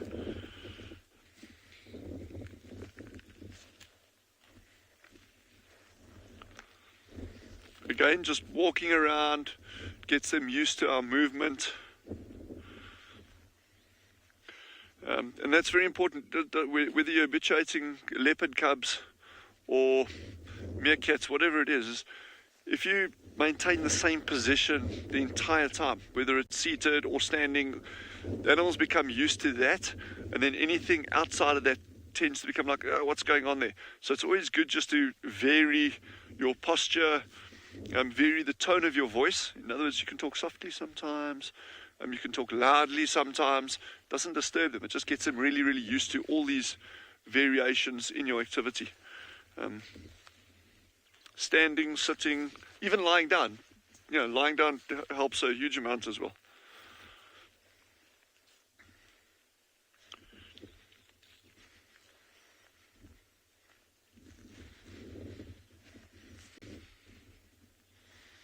Hey, Mama Bear, where's all the rest of your family? It's the 1st of July today, isn't it? I think so. The 1st of July. So 18. These are.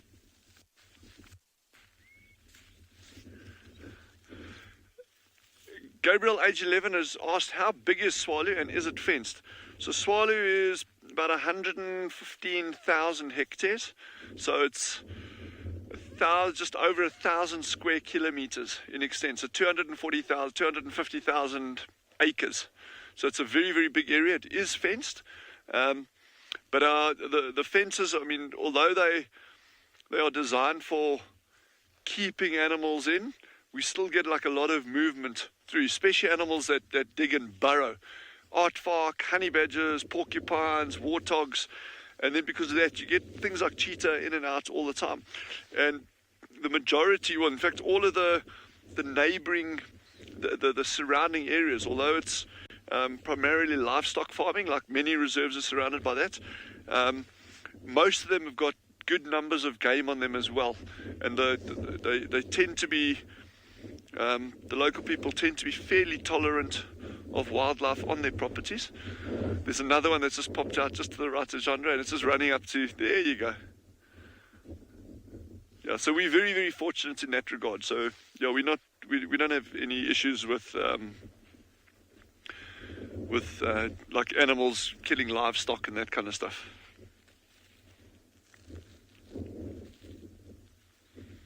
And it is a challenge, I guess. Well, not a challenge, I mean, it's one of the beauties of Tswalu is that on an area this vast, this expansive, that, you know, when we're out on game drives, I mean, we can travel for hours in any given direction. And but the challenge there as well is you never know what you're going to find, and sometimes things are super relaxed, and then other times they aren't. So that's just part of the fun out here. I just want to see which other burrows these meerkats come out of. So I'll spend a little bit more time here.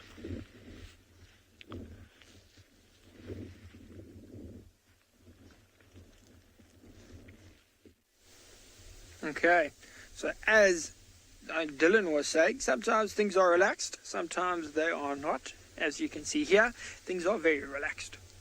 We haven't had too much activity. We have moved the car slightly so you can see our favorite handsome male just relaxing over there. So we counted again. Remember, we got those other two lions that joined this little pile over here. So that makes 13, which makes sense though, because then we are missing the two Ross males, the female, and her two little cubs. So those 5 would then lift it up to 18, which is the total number of the Birmingham Pride. And now we were just chatting.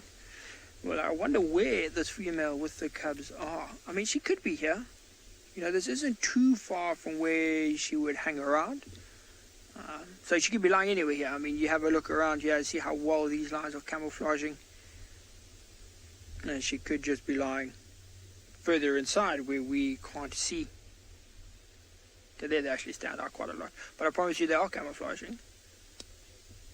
But it's a good thing the Ross males aren't here, because then I don't think this young male would be so much, you know, in the middle of the group. So that's always a plus for us. The Ross males are good, you know, they've done very well in the area and sort of helping protect all of these cubs that you can see in the pile. So they have done a good job, but towards this young guy, they've been quite hostile, which is understandable though, you know, that's how lions work. It's the wildlife, it's what's the cycle, the life cycle, that's the one. That's just how it goes. So we'll see.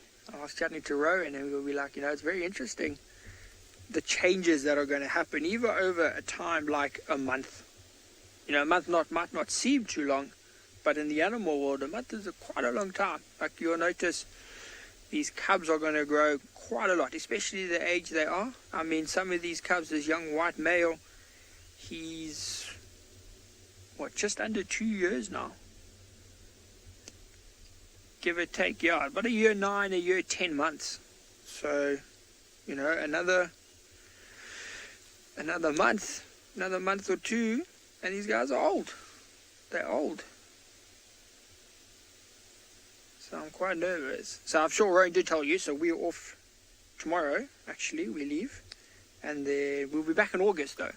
And the changes that are going to happen in that month, I'm very excited for when we come back and to see, not just the lions, you know, also the leopards and Yala female, her cub. It will be interesting to see if Makoti male's even still here. You know, he's getting very old now to still be on the property. So another month, and there's a very good chance he's going to leave. And you'll see, I'm sure when we get back, we'll just spend the first, 4 days telling you guys how much everything has changed, how different everything is. But that's the awesome thing about it.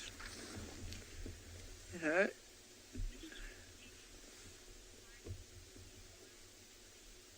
we've got a question from Ellie. Don't forget to keep sending your questions through, please. Ellie wants to know, do lions always live in a pride? So Ellie, pretty much. All the females will always live in a pride. They will always be mainly in the pride that they are born into. They will stay in that pride. On the rare occasion, if that pride becomes too big, they will sort of split up, but they will stay in a group. However, Ellie, it becomes complicated now with males.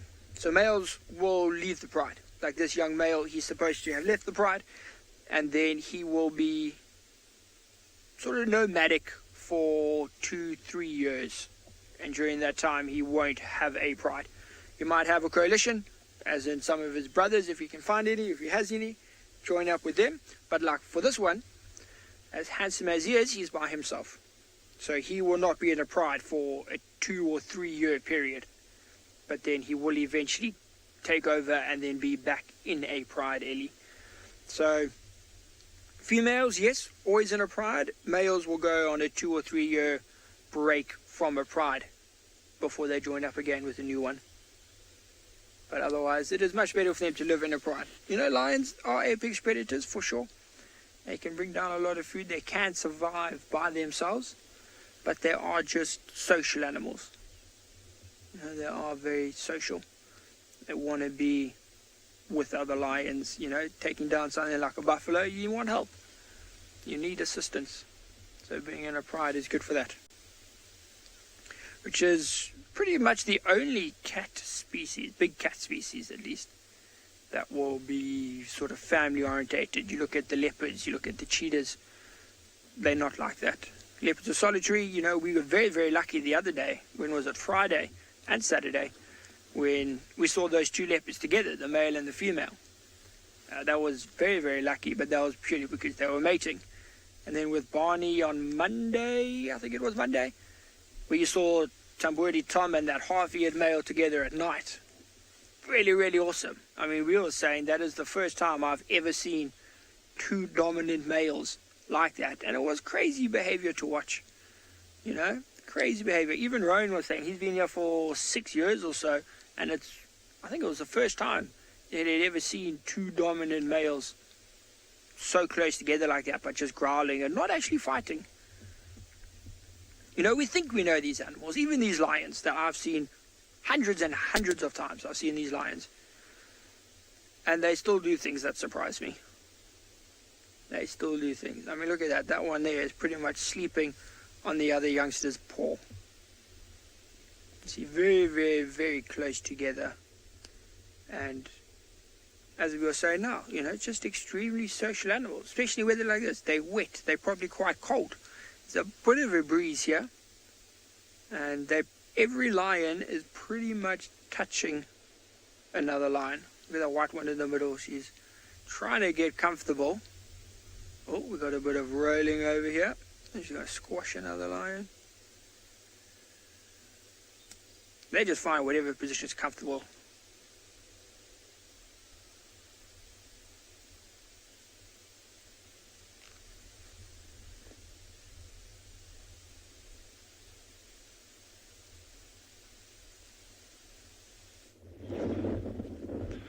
So you can see the way they're hunched over here, or that one that's just walking forward.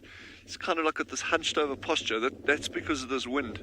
And although, remember I said the temperature's actually not that cold this morning, it's the wind chill factor that kicks in there, so they can lose heat pretty quickly. What's going to be a key thing to watch here with this group though is once those pups are out, and let's say we're saying roughly 2 weeks of age, they're going to come out sometimes sooner, depending on what happens, sometimes a little bit later, but kind of a ballpark figure is 2 weeks. And then they can hang around these burrows for another week, 2, 3, sometimes longer, but sometimes a lot shorter. And so I'm going to be very interested as to how soon they actually leave this burrow system with those pups.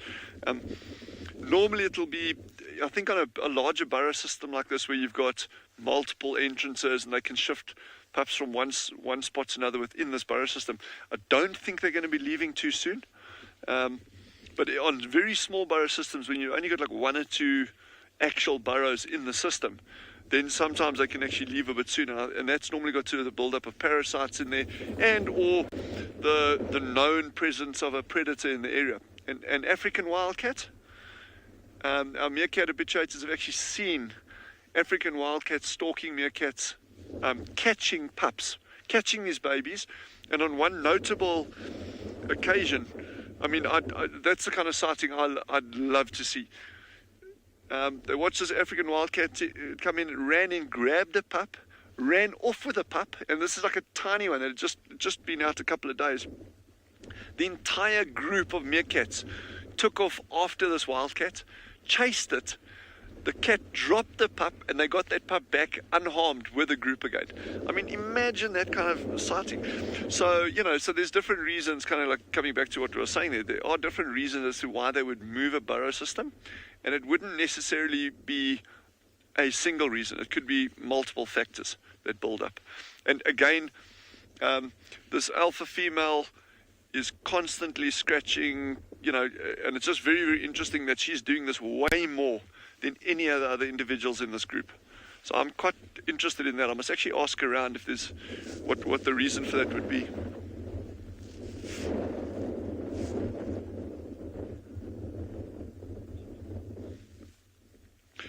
Megan has asked, how many meerkat babies will a female have throughout their life? Megan, that's a very, very good question. And, again, studies on captive meerkats wouldn't be comparable to what actually translates onto the ground. And also meerkats in different areas. So, they can have 3-4 litters a year sometimes. But, okay, so 3-4 litters a year. Normally out, what we're seeing on Tswalu, you're looking at about 2 litters a year. But it is crucially dependent on the abundance and availability of food. So if you're in drought conditions, well, you're obviously going to have a lot less pups. Sometimes they won't even, and again, sorry, I'm just jumping around you a bit, but to answer that question as well is, you've got to say, well, it's one thing having a litter of pups, okay? It's a completely different thing looking at, well, what is the survival rate of those litters? And, if this female has 4 or 5 pups, I would be surprised if 2 of them reach adulthood. Well, in fact, I wouldn't be surprised. I would be like, okay, well, that's kind of like normal, because the attrition rate on these animals is huge, especially in that first year. It's very, very high.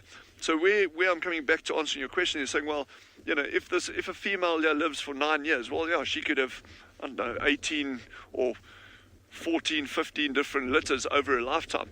But it doesn't mean that all of those litters are surviving. I mean, sometimes you'll get complete litter failure for various reasons. It could be drought, it could be predation, it could be disease.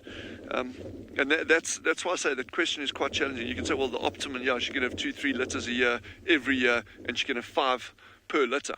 Well, that's a lot of meerkats that she'll be churning out. But the reality on the ground is very, very, very different. These little guys are facing massive threats, environmental threats, and any species is like it. But what is interesting on that, sorry, I'm just like really rambling on here, but it's quite interesting, is like when you look at species that are producing, that have got a fast turnover and they're producing lots of youngsters, okay, you generally find there's an excellent reason why that happens. And that normally comes down to the mortality rate on those. So imagine you only have 1 pup a year, okay, and your mortality rate, in other words, your death rate on those is extremely high. Well, you're not going to be survived. You're not going to be around very long as a species, because it's going to be like quite pointless. But if you say, well, okay, geez, our mortality rate is going to be high, so what we're going to do, we're going to compensate, and we're just going to pump out lots of youngsters and hope that some of them get through. That works.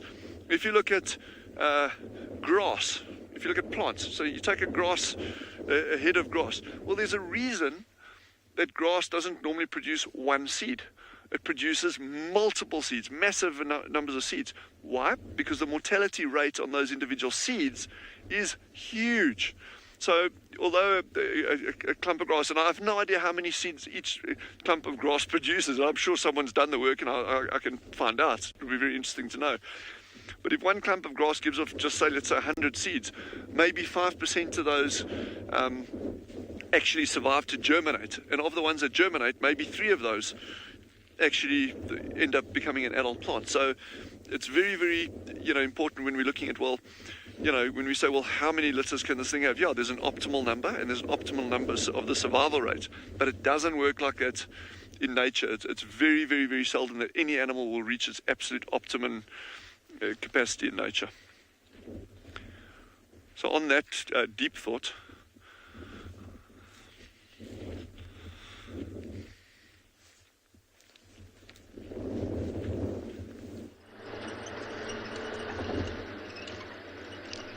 an update from our side.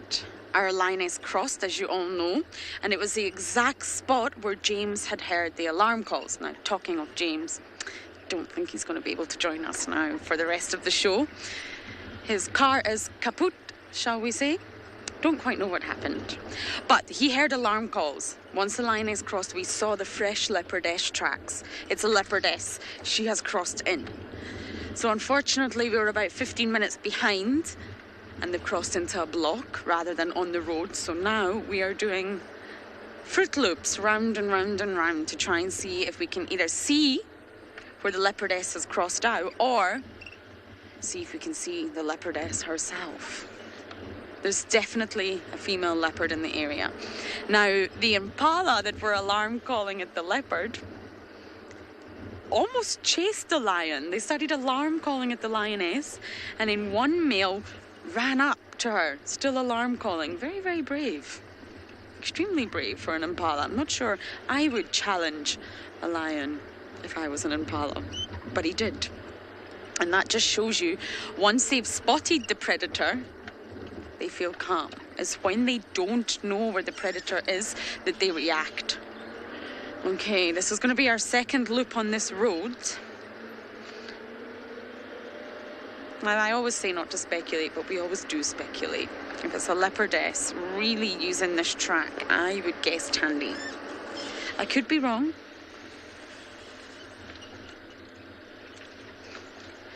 So that's my mission for the next little while, to keep looping around here, and hopefully we find a leopardess.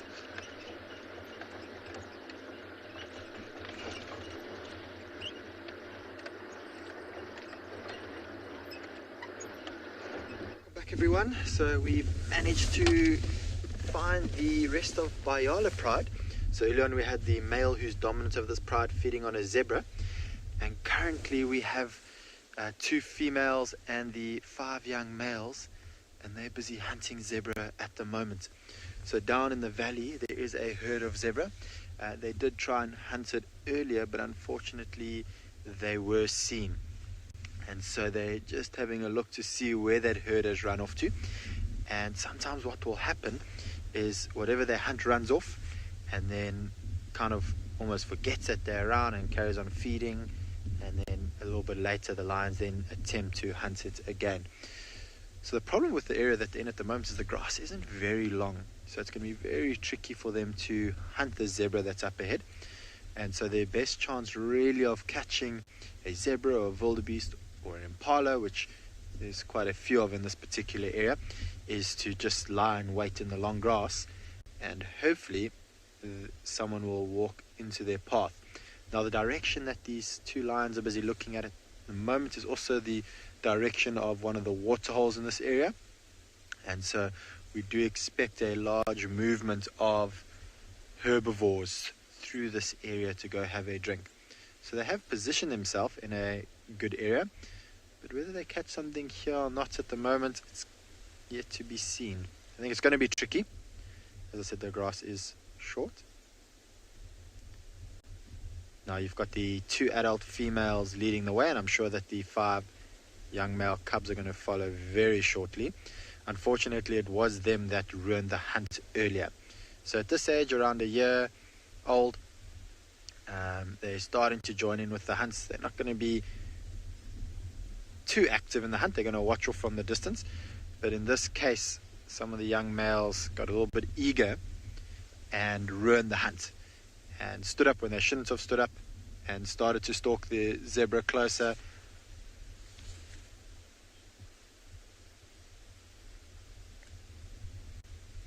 Susan, it is possible. Males are born, they don't necessarily have to be born from the same females to form a coalition. They could be just males from various different females within the pride. And then when they get kicked out, they will often stick together. I have seen it once before where males from different prides have joined up together. But that's not usual and doesn't often happen. It is normally in the case like these 5 males where 2's from one female, 3's from the other. They're very similar in age, so they'll be kicked out of the pride at the same time. There is new cubs in this pride. We have only seen 2, and they're about 2 months, between 2 to 3 months old. Now, these 5 males are going to be kicked out long before those 2 will be kicked out. So what you'll find is that when these 5 get kicked out, those other 2 will still be in the pride. And the chances then of them joining up with these 5 isn't impossible, but it is a little bit less likely, because what will happen is that once these 5 get kicked out, they could travel quite a long distance from where their pride is and becoming nomadic and moving into areas where hopefully there's no other male lions. And then by the time that the new cubs, we don't even know if they are males or females, but hypothetically speaking, if the 2-month-old cubs are males, by the time they get kicked out, there's all the chance that these males might be just too far away to be able to join up. Right, so we're going to carry on following them. I'm very interested to see what is going to happen here.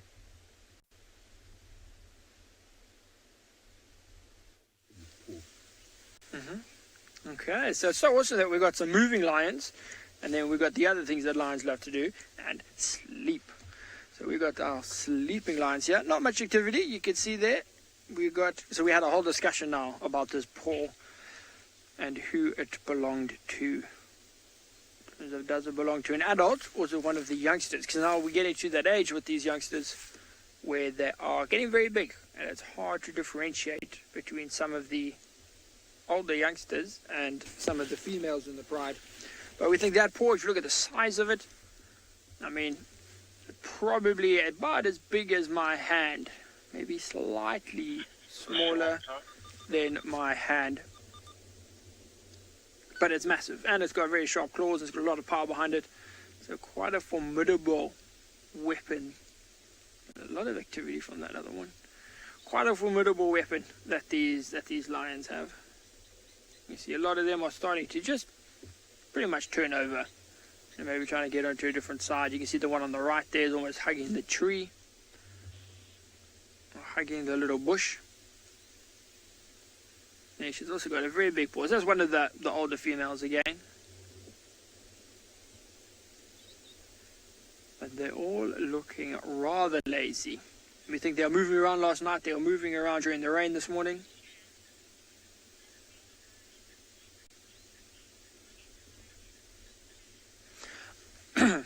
Sorry about that. So we've got a question from Cam. Now Cam wants to know, would a male lion be selective in breeding? So would he breed, with the best lionesses? Cam, not really, hey? He'll breed with all the lionesses in a pride, regardless of sort of their status within the pride. If they are of a breeding age and they are able to breed, he will breed with all of the females in the pride. So no, he's not really, it's not like he looks at one female like, oh, you look quite small. I'm rather going to go for, that one over there because she's looking much, much bigger. There's none of that. Whatever female is in estrus is happy to mate, he will mate. It's more the males that have to fight for that sort of dominance. The females, there's no really sort of hierarchical behavior or anything like that. So the males, standard across species, will just go for whatever they can get, especially the lions. But I think what we're going to do though, as you can see, they're looking quite lazy. What I want to do is actually carry on and see. Okay, we've got a couple of butterflies named bedtime beauties, and very much so. I mean, look how beautiful that is. You know, just sleeping with your brother or sister's foot on your face. Looks very, very comfortable. Very tolerant lions, you know, very tolerant. They will, you know, let another lion put its foot on its face or sleep on its head or sit on its leg or whatever it may be. But they're very tolerant. I think they're actually just lazy and they just put up with it because they're too lazy to move. But they all look very happy there. Butterfly, they look very happy indeed.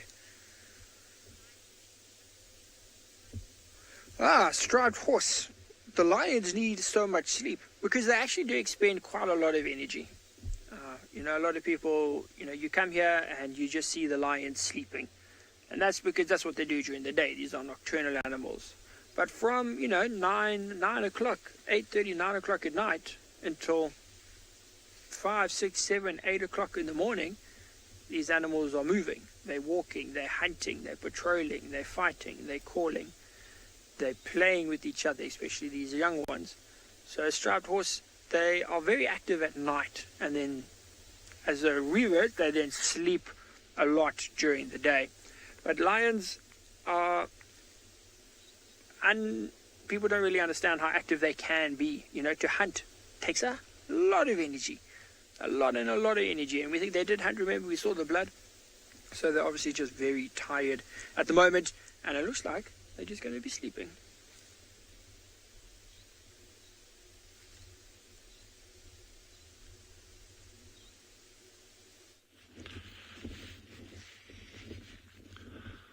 So they're just moving a little bit further to the eastern side of the burrows here. What the heck is that? Someone's hair. I don't know what that was. Like, not someone, some animal's hair. Weird things you find when you're sitting out in the bush. So they went foraging this way yesterday, so I think that's exactly what they're doing now. They're just slowly moving out.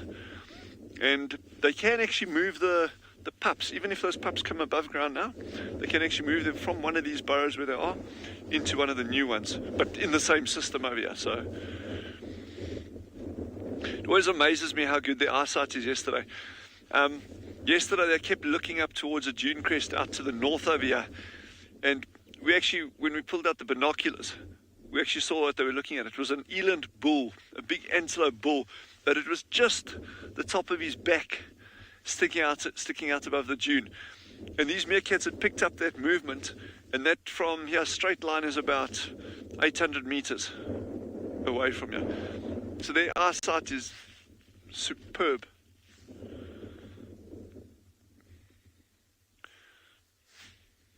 We'll have a look at them just now, but we've got some springbuck moving.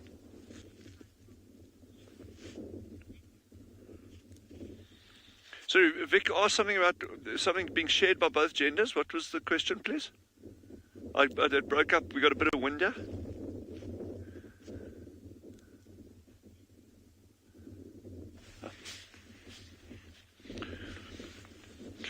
Yeah, Vic has asked, the question that was asked there was, is babysitting shared by both genders? Typically, what you'll find is that it's the sub-adult females that stay behind, or one of them that does the babysitting when the group goes foraging. But on a group this size, they will swap that out because you've only got six, let's say, adults, and it's 4 adults and 2 sub-adults. So they will never leave that same one over here. On larger groups, it'll almost always be a sub-adult female that'll stick with the babysitting duties. But then obviously as the pups come out and they start moving around on the surface and that here, and when they go foraging, then the entire group's looking out for them. So it won't just be limited to one group over there. When the group is going out foraging, even when the pups are stay behind and there's a babysitter, then it tends to be the sub-adult males that do most of the sentry duty, and that's quite interesting. And that may be, and I'm just speculating, and that could be because they're slightly more expendable, these young males.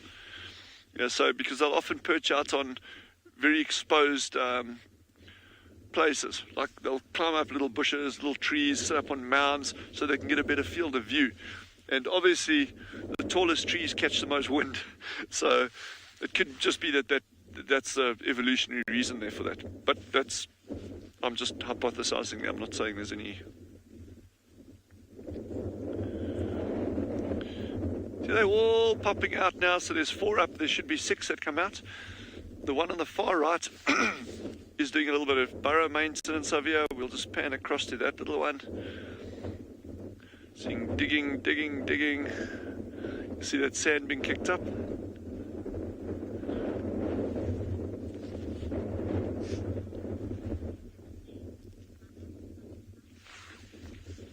Ooh, Butterflies asked an interesting question.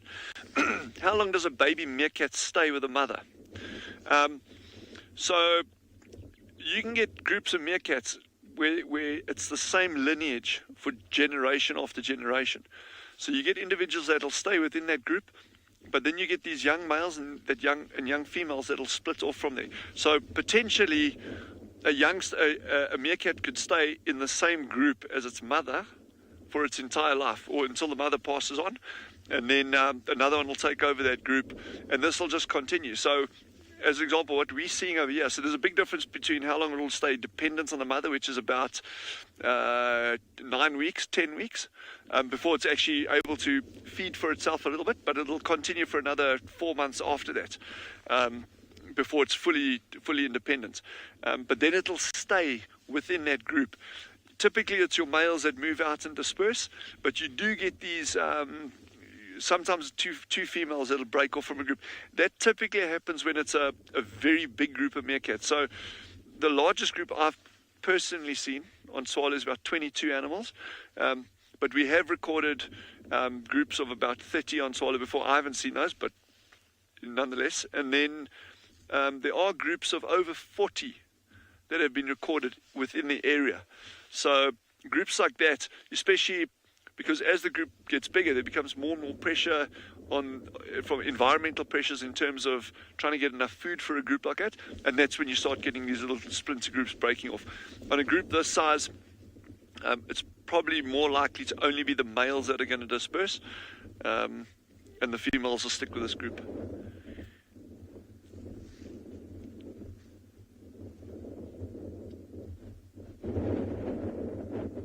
The little one sitting on the far right-hand side now is one of the nervous little ones.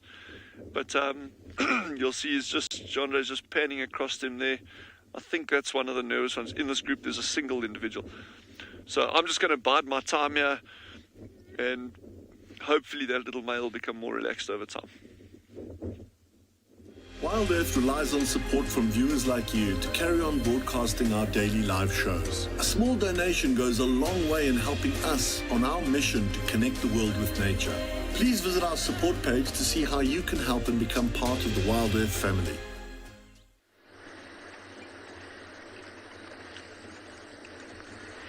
We're just about to arrive to the hyena den. I need to drive nice and slowly. And of course, if no one's here, then we'll leave immediately. This is Philemon's Dip Den 3. And this is where we had the cubs yesterday morning. Not for very long, I must say. Now, we looped round and round that block looking for the leopardess, but no alarm calls, no sawing, no other tracks.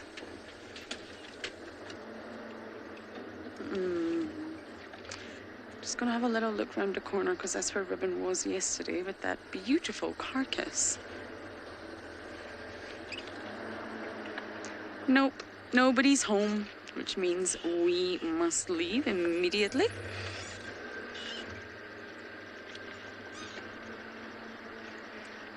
The cubs could easily be in there, don't get worried. I think the other day was a great lesson that ribbon was there the whole day, and the carcass was there, so the smell of the carcass was there, but the cubs didn't come out, and I think that's a great lesson to all of us. I don't know the reason they never came out. Maybe they were full, maybe they were sleeping, but they didn't appear on any of the sort of occasions that I visited. But because Ribbon dragged that carcass so far from Tandy, I think that's also a great lesson, that the only reason she would really bring that carcass there was for the cubs. So they had to have been in there, and of course they were. Now we're just going to get out of this area. Can you see that duiker, Davy? Oh. Nope, you won't be able to see that duiker because off it goes.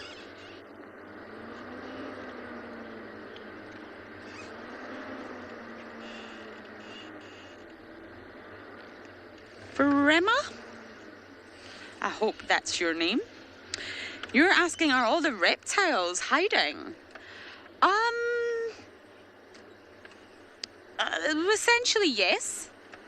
Now, when we go to water bodies, we do see lizards. We had a giant plated lizard yesterday. We see the monitor lizards still around the water bodies. And of course, the terrapins are still out. Snakes, we still see quite a fair bit of snakes in camp. Reptiles, do not hibernate. Hibernate is a term that we used for mammals because it describes the way that certain mammals that do hibernate completely reduce their metabolic activity. But snakes, for example, they do something called brumation, and it's also a state of torpor where they do reduce their metabolic activity, but it's definitely not hibernation. And they're able to wake themselves up out of it if they need, let's just say, water. So they're able to bring themselves out of that state of torpor, go get some water, and then go back into it again. So some reptiles will bury into the ground to stay warm and not waste any energy, I guess, during the harsh winter months. But there are still a lot of reptiles around. I think it's safe to say we don't really see snakes too much anyway. I wish we saw more snakes on drives. I'm a big fan of snakes.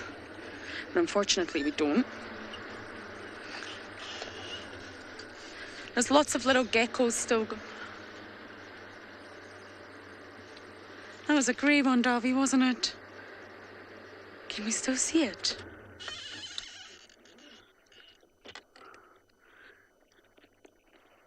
It's a grey hornbill, is it? I think it is. Normally we see the yellow and the red, but this is a grey hornbill. So it's quite unusual. I think it's got something in its mouth.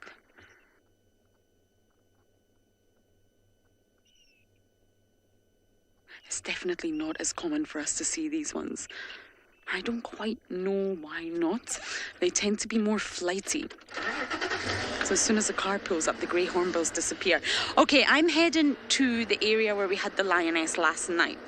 I want to see, maybe we'll find our Juma clan there. I want to see what it was the vultures were after. There has to be something. That number of vultures would not be there. So off we go to investigate a potential carcass.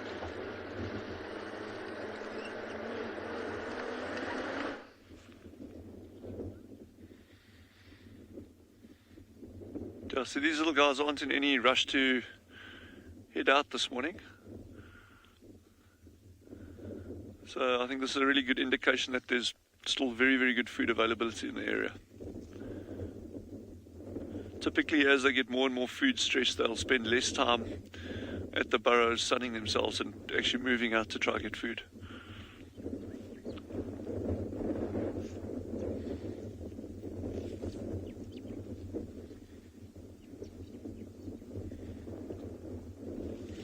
There was a big raptor hanging around here last week, a black-chested snake eagle, which is very unlikely to take them, but they would have been keeping a close eye on it. And we haven't seen anything like the pale-chanting goshawks around, martial eagles, but you never know. And no sign of snakes. Those of you with us from the beginning, about 5 weeks ago, remember all the snake activity around those other burrows, those puff adders that we were following. So over the past 2 weeks, we've seen no sign of those. which is probably a good thing having these pups now. It's really outside of snake predation time.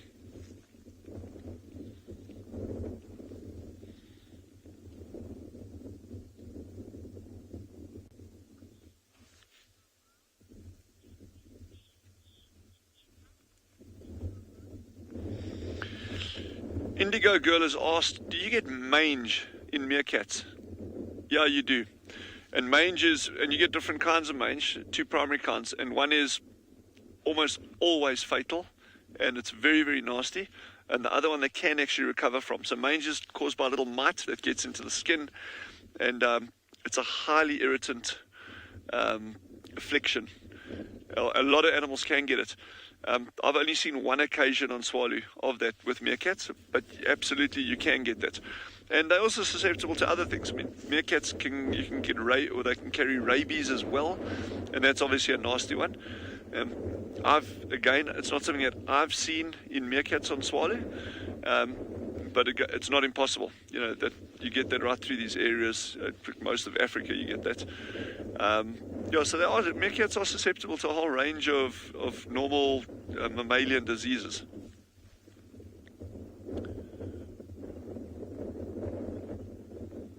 We are trying to keep a distance from these meerkats, especially the gendre, because gendre's got lots of fleas apparently. So we're trying to not just get his fleas to jump from him onto the meerkats. But we are giving him lots of special shampoo and stuff as well to help him.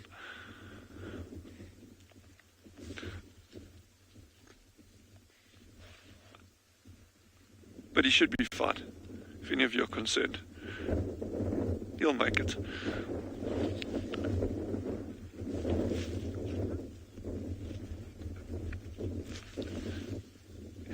Kiki's saying she loves to see that little head popping up every now and again. Yeah, I think that's one of my favorite times. When they're sitting right outside, they're all cute and cuddly and that.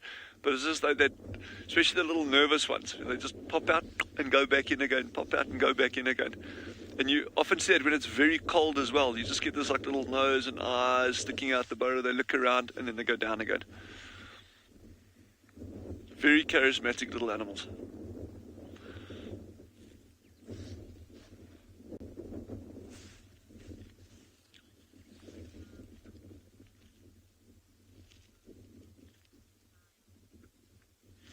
Malco has just asked, how deep do these meerkat burrows go?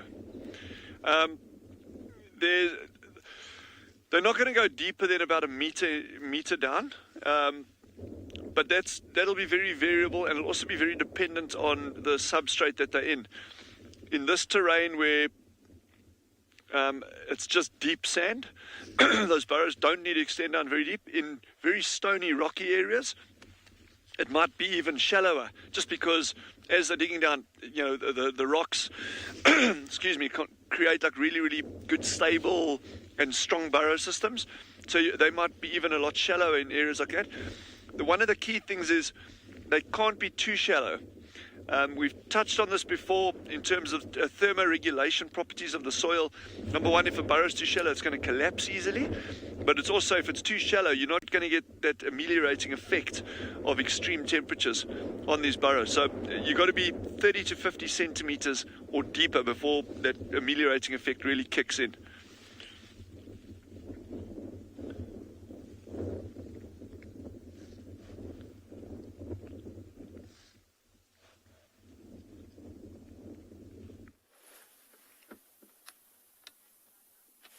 Right, so whilst you were watching those meerkats, I think you were discussing some of their burrowing, how deep their burrows might be.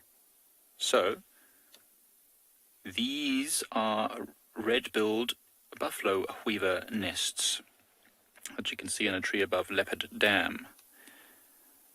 And they also make holes. They don't nest on top, they nest inside those. So if you look closely there, you can just about see the big holes in those very shaggy looking nests. So that's where all the red-billed buffalo weavers live inside. So there we've seen a bunch this morning out and about around Leopard Dam, which is where we are now, and they have been busy catching insects and hunting around for all sorts of different things. Right now they're not at home.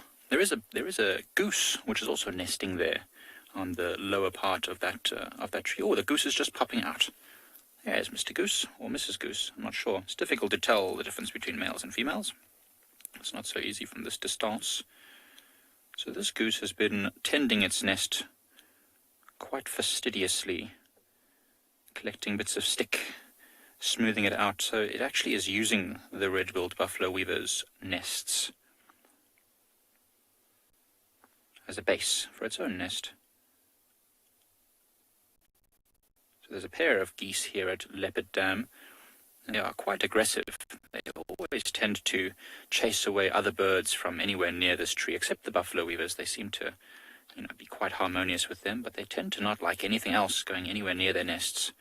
Surprised that they haven't chased the two lapwings, which are on the sandy bank just below them. But you see this goose is there looking around, just wanting to relax for the morning. It's been a cold morning, a very cold morning actually, so this goose is not particularly active, the Egyptian goose. Anna Marie has commented that these nests are really big. They're huge. Actually, some of the biggest nests that we get in this particular reserve in Pride Lands are these red-billed buffalo weaver nests, because that is a big bird, the goose, and these nests are much bigger than the bird. Now, we have another type of bird here called a hammerkop, which makes a nest very similar, also very, very huge, and they're known to have the largest single nest of all the birds. But this goose will add to its nest slowly throughout the day, and whilst we wait here to see if anything comes down to the water, we'll just enjoy this beautiful scene.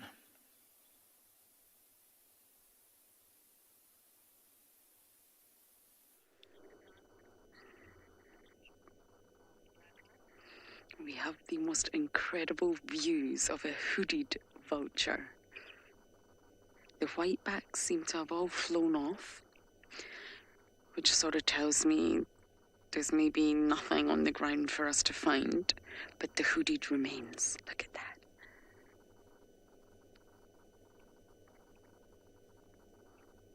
The hooded is smaller than the whitebacks, and that beak is shaped for feeding on the softer organs. So the hooded are known for going for eyes or intestines or the softer organs of the carcass. They're very brave birds. I've watched hooded vultures challenge lions, leopards, hyenas. They're not afraid.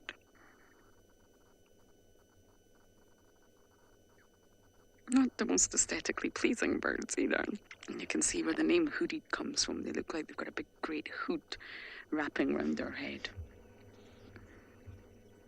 But what they do have is, you see those feathers sticking out from the neck? Off he goes.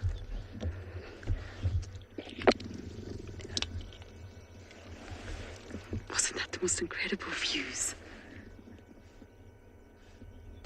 Yeah, Soren, riding the thermals now. Sassy Cassie, you're saying that vulture was really pretty. Did I get that right? Pretty. Not sure if I would use that word, Sassy Cassie, but yes, it was a beautiful angle of the bird. Vultures have a terrible reputation, they really do, but it's not deserved. They're essential in any ecosystem. They clean up the ecosystem. I'm just wondering whether I should go in. I think I should. Maybe we'll see a hyena or two, and that would be amazing. This is where we had the lioness last night. And there's definitely has to be something here. So I'm just going to quickly try and solve this mystery for now, and then we may head back to quarantine for any signs of the princess.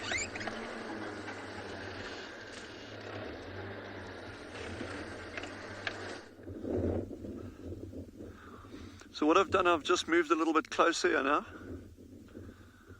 And in principle, I always like watching animals from further away and slowly moving closer, rather than it doesn't matter how relaxed an animal is, rather than just driving straight up to it. Kind of, because also we assume that we know animals' behavior and what's been going on in that, but we don't. I mean, we don't know what happened with these meerkats last night, or a leopard, or a herd of elephants, or whatever. And it's always just good practice is to keep your distance to begin with, and then slowly start moving closer. And it's just in terms of habituation, which is a slightly different thing, is building up slowly rather than just trying to rush it. There's the little alpha female here that's just gone here on the right. She's spending an awful lot of time at that particular burrow. Yes, and I wonder if she hasn't maybe shifted those pups down there. I don't think so. I don't think she has. I think they're still back towards one of the middle burrows. But it's going to be very interesting over the coming days to see if she actually does move them into one of these ones that she's been doing a lot of housekeeping on. I mean, these ones right in front of me here, she's been ignoring. It kind of done a bit of digging up, but very little. But those ones that she's at there now, there's been a huge amount of burrow maintenance. So it could be, yeah, we're talking about you and your burrow.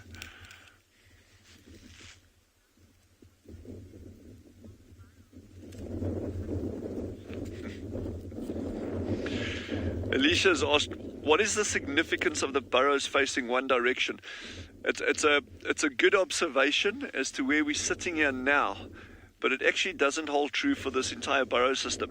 These ones here, you're 100% correct, are all facing northeast, but the burrows on the other side are actually facing west, and yeah, so and then we've got one here actually facing southwest.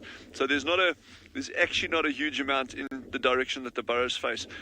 But why I love that question is, if we look at burrows that aardvark, again, this is a generalization. It's not, we would have to do a huge amount more work and GPSing actual burrows and looking at the directions they face. That's like a lot of leg work and ground truthing. But what we tend to find is that a lot of these aardvark burrows, so not these are meerkats, but in terms of aardvark burrows, a lot of them tend to be on the western slopes of dunes. And we think that it may have something to do with actually warming up those burrow entrances before the evening. In other words, on the western slope, it's just gathering all that late afternoon sun, warming those burrows up, which means the aardvark can warm up faster before actually going out and foraging. So they're losing less energy. That is a tentative hypothesis at the moment. Where's that animal gone? Is it stalking me? Oh, there she is there.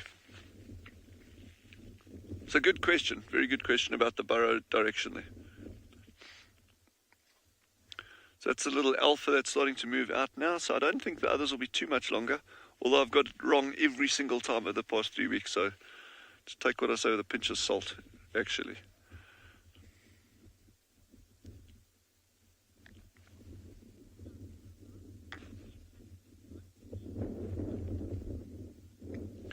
Sucker Rob has asked, can meerkats walk on 2 legs? I don't think they'll be able to. I've never seen a meerkat walking on 2 legs, but maybe they can. Yeah, I've never seen one. I don't think their design is made for that. When they're sitting propping themselves up, they're using their tail, so they make like a little tripod, and sometimes you see them like toppling over every now and again. But no, I don't think they'd be walking on 2 legs. And it's certainly completely aberrant behavior if they do that. She's just coming back now. Let's see what she does. Nope. All good. She just went out to have a look.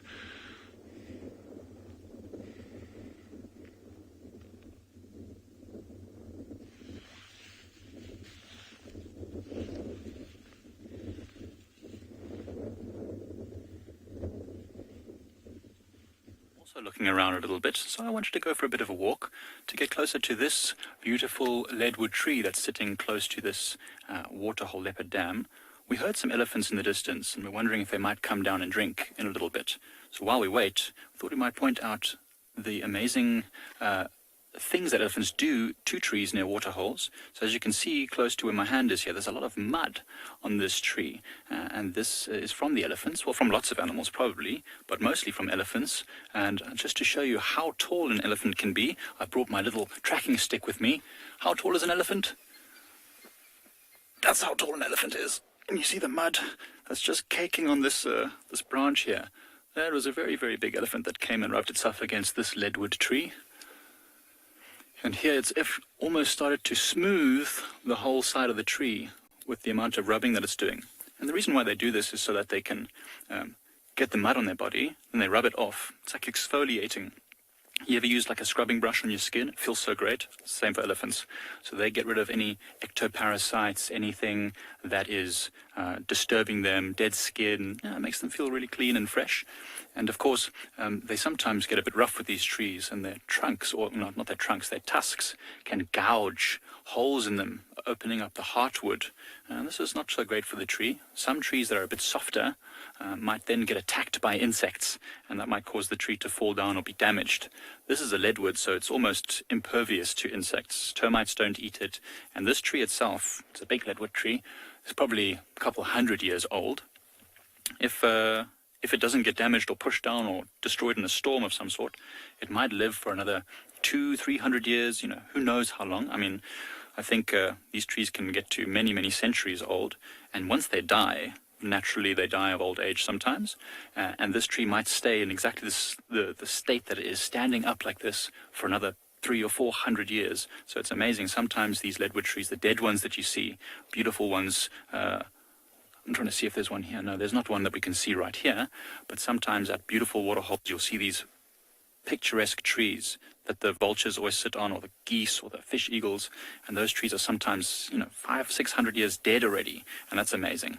These are actually my absolute favorite trees. I just think they look so awesome when they stand alone by the waterholes. So yeah, you can see the animals have been rubbing all against this. Sometimes you might even see some mud right down at the bottom, and this is probably from something like a warthog. Kiki didn't even know there was wood that termites couldn't eat. Absolutely, Kiki. There's a lot of woods that termites can't eat. Woods that are very toxic, they often don't want to eat. So woods like tambuti, this tree that's on the island just behind me there, that's actually a tambuti tree, or a number of tambuti trees. They're also quite termite resistant because of the toxic sap inside. And the leadwood is resistant to termites and other insects just because it's incredibly hard. Other trees that might be fairly resistant to termites might be something like red bush willows, which I'm sure you've seen on Wild Earth at some point. If not, I'll show you some. And there are other trees that are also resistant to insects. I can't see one right now called a cork bush, and that one's also got a chemical in it called rotenone, which we often use. We'll take a bit of the bark off, rub it on our skin, and then that keeps the insects off us. But it's absolutely beautiful. Actually, it's one of my favorite things to do, just to stand underneath these amazing huge leadwood trees and watch waterholes.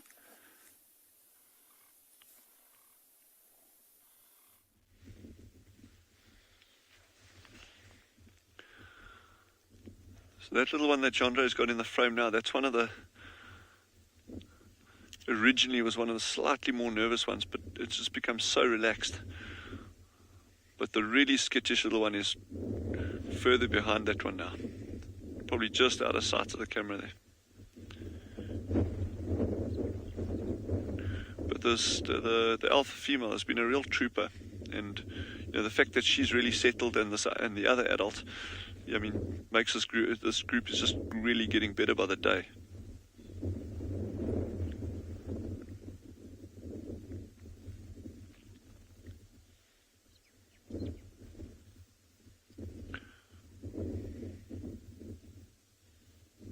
They're starting to talk. There's one sitting between Jandre and myself over here, but you won't be able to hear it, but he's starting to make little murmurings and little noises and that. So I think they're fairly close to starting to move off now.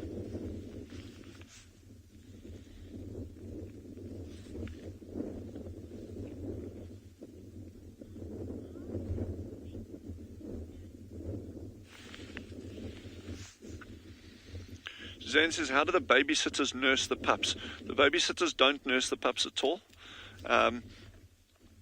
Their duty is there just to make sure that nothing happens to those pups. So if you get snakes coming towards the burrow, any kind of predators, she'll go underground and she'll try guard those pups. Yeah, but she won't nurse them at all. The only one that'll nurse them is that female, the mother of the youngsters. But just think of that responsibility. That's like, yeah, leaving your kids at home with a 12-year-old to like babysit your little kids. That's like quite a big responsibility they've got going here. And but just it's obviously a system that really works for them. And I mean, from an evolutionary perspective, they wouldn't have been doing it if it didn't work. I mean, these are massively successful animals that cover a huge range in terms of the semi-arid and arid areas of southern Africa. So, and like we were saying, you know, it's one thing having these little sub-adults staying behind or babysitting the youngsters, but when that group is out foraging, especially on a small group like this, I mean, yes, they're all looking around every now and again while they're digging, but the sentries are these young males that sit up there, and the entire group's safety pretty much rests in their paws, you know, or their eyes, depending. But yeah, but like I say, it really seems to work.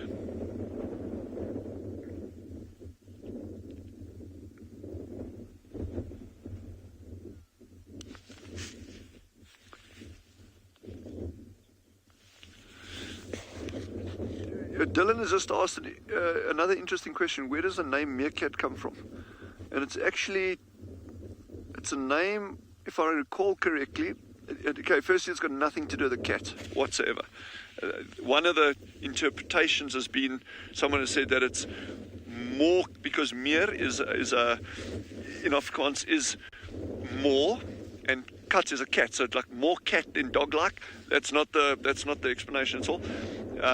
A meer is actually a lake, and it's actually named after I think it's an Asian word referring to a species of monkey, the old Dutch word for a species of monkey that resides around lakesides, that kind of stuff. But how that name got transferred to these animals, I don't know. But it's interesting that the etymology of the name, you know, how do names come out? And not just for them. How does anything's name come about? And very often these things are kind of like grayed out and lost in the mist of time, and you hear a lot of anecdotes, but yeah, who knows? But yeah, this actually derives from the name of a monkey in Asia that resides around like lakesides and that. But I'll actually get the actual name for you. I really want to see which direction these meerkats.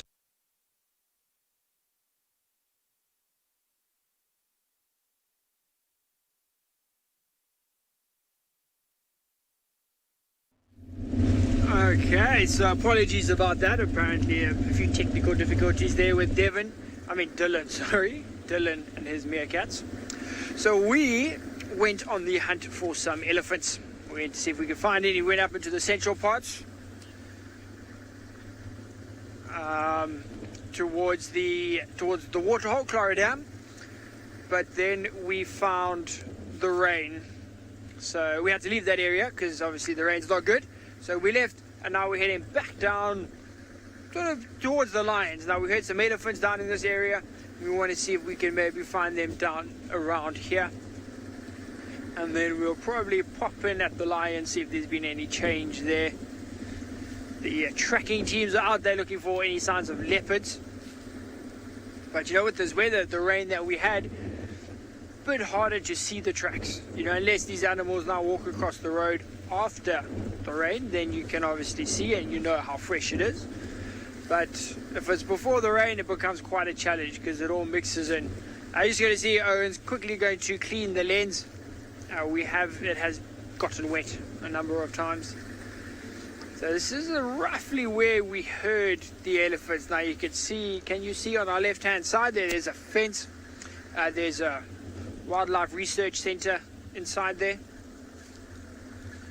So that is the boundary on our eastern side at the moment, is this fence. But it's just a small area, so animals can walk around.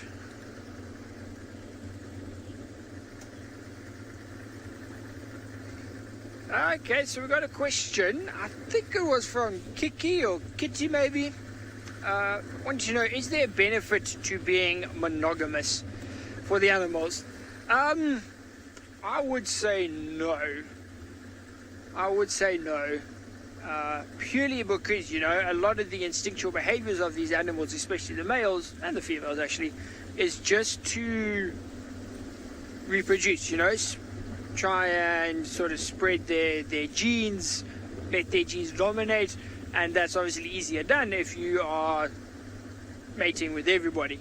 If you now go monogamous and you can only mate with sort of one female and that's for life and things like that, you then struggle to spread your gene as easily, as widely. So I would say no, the benefits of being monogamous are not very high. Obviously, I think if you are monogamous, then your partner will stick with you for your whole life. So you don't have to compete for mates all the time. So I would say there's pros and cons, but out here in the wild, I would say there's more cons than pros to monogamy.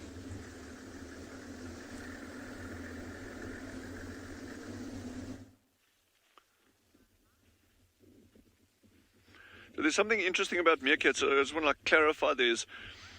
When we talk about the alpha female, on these smaller groups, there's no question she's the dominant one. She normally sets the direction that they're going to go. She'll be the one that has pups. But in larger groups, you can actually get multiple females that'll actually have pups. But we kind of like fall into this trap of saying, well, there's just one female that'll breed and she'll always kill the other pups of other females. And they do that. It's a well-known thing, infanticide. But again, it sounds horrendous, but there's a good reason for that. Is, when you've got a very, very small group of meerkats, and all your energy, especially in these harsh environments, needs to go into making sure your pups survive, there's no benefit, there's no evolutionary benefit to letting another female have pups in a group.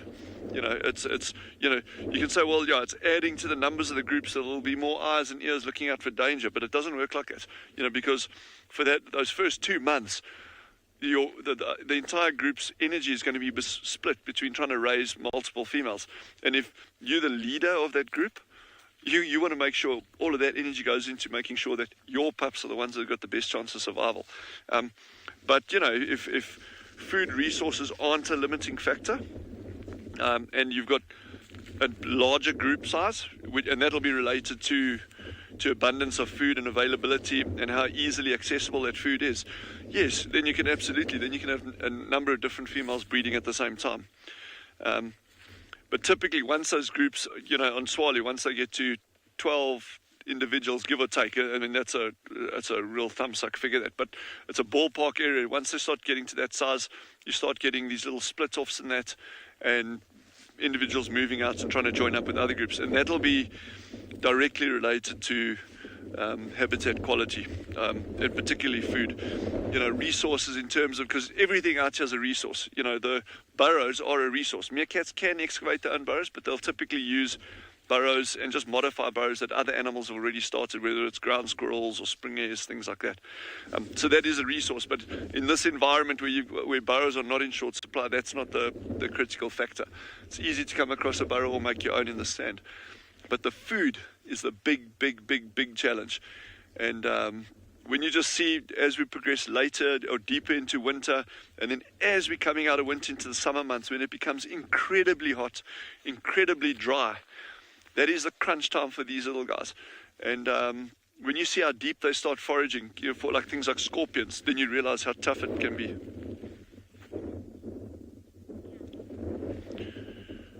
Sorry, just please repeat that question. I think it was, how much grams of food does a meerkat eat? Is that correct?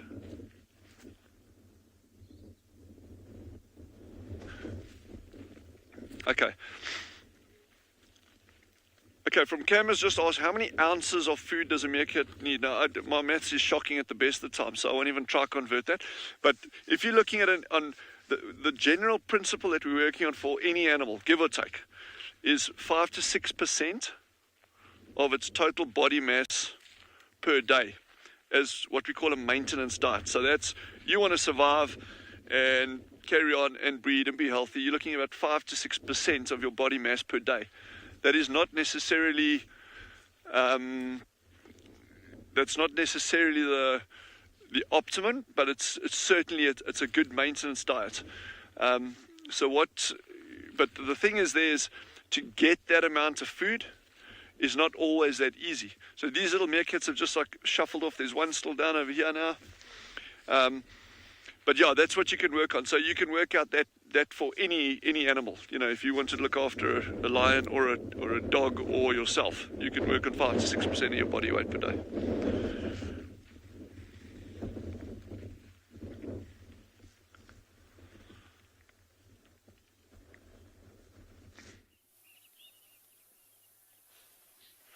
So we've got an animal that eats a lot more food than a meerkat. It's a nice big elephant bull. So we heard it trumpeting from the waterhole, but it was very far away. So we decided to head out and see if we could find him. And we got very lucky and found him straight away. So he's not alone. There's another elephant in the area. Maybe they were having a bit of an argument, and that's what all the trumpeting was about. But as you can see, he's a hidden elephant, very well camouflaged, hiding behind the bushes, trying to be camera shy. But I know that he really does want to be filmed. So as you can see, he's busy slowly feeding away at some of these sparse bushes.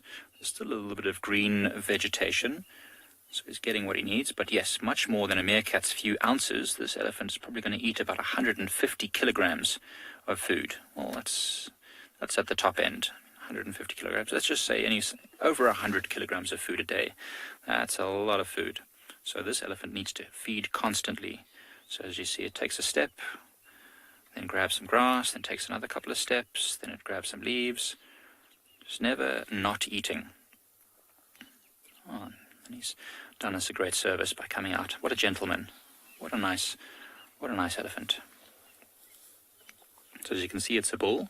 Not an old bull, fairly young. I'd probably say this elephant is about maybe just under 30 years old. So it's a good size, but not super huge yet. But now that it's out in the open, you can't mistake it's an elephant. It's amazing, actually. Sometimes when I'm driving around on my own and I don't have, a whole vehicle full of guests or Gerrit with his sharp eagle eyes, sometimes I drive right past an elephant when it's just hiding in the bushes. It's amazing to see just how well they can be camouflaged. This elephant is actually eating on all these raisin bushes. That's the bush that it's eating from. There's no raisins on it. The fruits that it does bear are somewhat tasting like raisins, but there's none at the moment. And the leaves are quite tough, actually. It's quite interesting. It must be that there's just not much else to eat at the moment, so they're having to eat, or he's having to eat whatever it can find. He looks pretty content, though.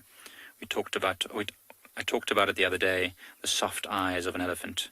So this elephant's got very soft eyes. He looks very, very happy. Tammy's asked how big this elephant is. Well, just now I was standing at the waterhole and using my stick to point out how tall an elephant was. So I'd say this elephant would be about as tall as me if I stood on my shoulders but crouching down on my shoulders. So maybe just about 2.5 meters tall. 2.5 to 3 meters at the most. It's not as big as it could be. This elephant can grow quite a lot larger. That in front of it is just a shrub, not quite a tree. So there you go. This elephant is as tall as a medium-sized or large shrub. I don't know if that really explains it at all. Gosh, Mike, do better at explaining elephant heights. It's tall enough. It can reach what it needs to reach. Interesting, this elephant does not need to use his height, though. He's feeding at the bottom of this tree, getting the shoots that are protected from the sunlight, keeping a bit of their moisture. If I stood under this elephant, my head would probably touch the bottom of its chin. And I'm 1.8 meters tall, maybe just a bit more. So there you go. Its chin is as tall as a averaged height man. Man, I wish I was as content as this elephant. It looks like nothing in the world could possibly faze him. Just so calm. I think that was from Sassy, the elephant's favorite fruit. What is an elephant's favorite fruit? Well, that's actually very interesting. I know for certain that in this area on Pride Lands we have a lot of marula trees. In fact, there's a road called Marula Lane, which we might drive a little bit later, and that is full of marula trees, and the fruits are these yellow plum-sized fruits, and they are very, very citric, So they've got a lot of vitamin C in them, and elephants love them. In the early part of summer, around December, the elephants are literally walking from tree to tree, gathering up all the fruits they can get, and they absolutely love them. In fact, I've even seen elephants pushing with their foreheads up against the trees to make more fruits fall down. So the tree that it's eating from right now is called a raisin, and I have also seen often lots of raisin fruit seeds in the dung of elephant. So they do like these as well, but I would say marulas probably top the charts. I know that they do cause problems in other parts of Africa where there aren't fences around the game reserves and the animals can roam freely from place to place. There are a lot of problems with orange and lemon farmers, because elephants love anything with vitamin C. In fact, I think in the old days you would have people with oranges in their pockets on the vehicles. We often tell guests not to take fruit on the vehicles with them anymore, because elephants could smell those fruits and would come right up to the vehicles hoping to see what it was that they could snack on. So you need to be very careful. I know I've gone camping lots of times with fruit in my car, and elephants have come up to try and sniff around my car to see what they can find.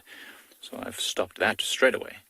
Don't need an elephant putting a tusk through the side of my car, trying to sneak a tasty morsel. I think an orange or a marula would be much tastier than that twig.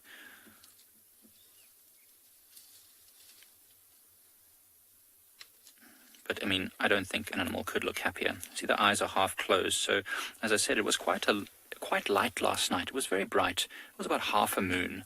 So elephants could still move around. They got good sense of smell, good hearing. Poor eyesight, though. You can see that small eye compared to the rest of its body. Oh, beautiful shot. How wonderful. So they probably moved around quite a lot last night. Oh, he's coming very close. Hello, Mr. Elephant. Oh, hi. Hello, Mr. Elephant. I don't have any oranges. You can probably stop right there. Oh, hi. He's waving to everyone. Wonderful. Look at that. Just came to say hi, and now moving off to continue foraging around some of the bushes. Oh, I love it when that happens. So, he's going to go and feed at the base of this other tree now. I'm going to be moving forward. Well, in fact, I'm not going to move at all because I don't want to disturb him. You see how he's turned his head slightly to look at us?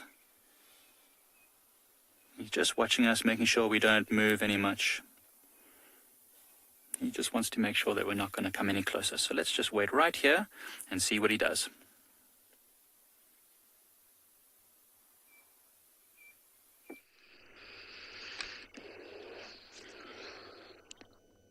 Oh, the wildebeest happen to be in front of us right now. We're surrounded by impala and wildebeest. Now, sometimes, well, actually, most of the time, you can tell by their location what's happened on quarantine. And of course, Kalamba was on quarantine and a lioness this morning, which is exactly why the wildebeest are over on the western side. Now, just an update, we came back to quarantine just to see if we could pick up on any signs of our princess, and we did. On top of our vehicle tracks. Yes, everybody. What that means is after we left, Kalamba walked exactly where we were positioned. Such a great feeling. But of course, we went after the lioness to catch up with her. And we managed to pick up Kalamba's tracks on the western edge. So we've stopped to say hello to our wildebeest. Hello. And I just want to continue down this road to see if we can pick up signs of Miss Kalamba. She's been very elusive for me these days. James snapped his steering rod yesterday following her, which is exactly what I did a few months ago. So steering rods and Kalamba don't go well together. Look how big these youngsters are getting. They don't look like calves anymore. They just look like miniature adults. Wildebeest calves are actually incredibly cute.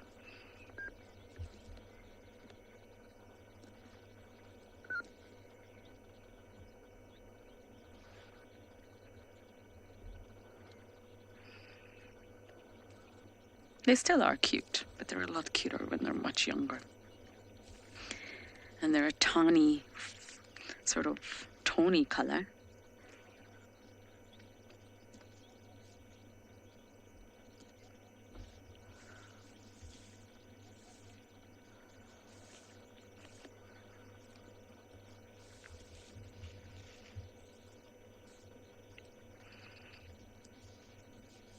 I wonder if the wildebeest are enjoying the cooler temperatures of winter. With this particular species, you tend to see that they don't eat during the hottest parts of the day.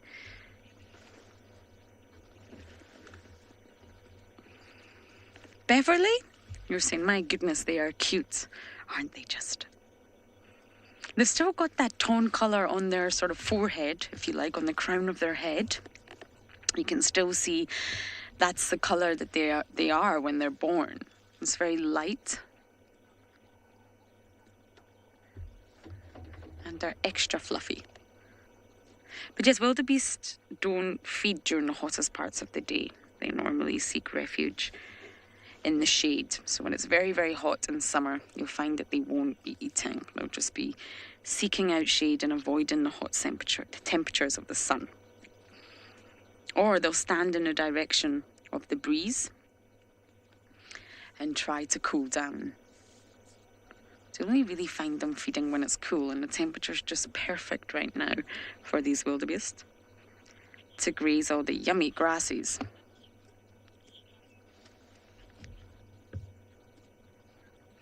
Claudia, you're asking about the wrinkles or stripes. I think they're folds of skin. Not sure. I guess wrinkles is the right word. They're folds of skin, and when the individual turns one way or another, you can see that that skin stretches out.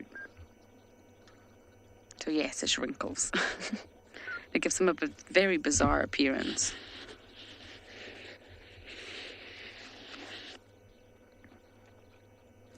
And that also gives some wildebeest get called gunus. Gunus. Ravi does a very good impression of the noise that they make. I'm not so good at it. Purely from the vocalization that they do make. And they also get called the brindled gnu.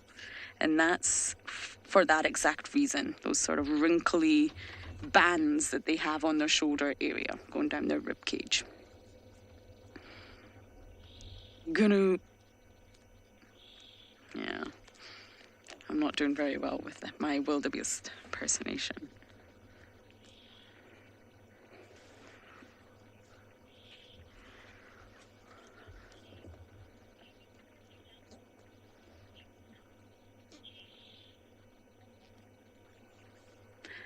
James, you're asking, can you call a young wildebeest a juvenile? Most animals that are young, you can call juvenile. We normally use the terms juvenile, sub-adult, and then adult. And depending on what organism you're looking at, that will differ across the board. But you can call a young wildebeest a juvenile or a calf. A calf is the correct term for a very young young wildebeest. But you absolutely can use the word juvenile. You can use juvenile when you're referring to fish, when you're referring to lobsters, frogs, hyenas. Juvenile is a broad term for a young organism that you can use across the board.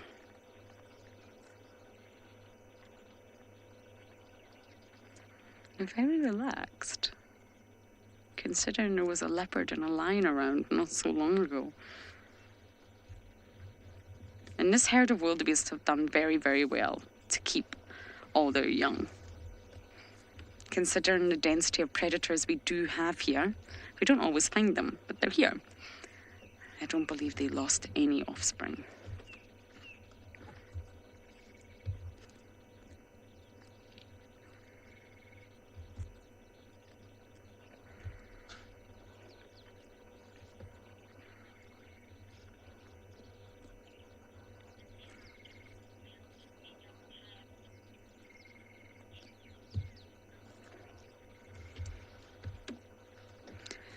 Annette, you're asking, do both male and females have a beard?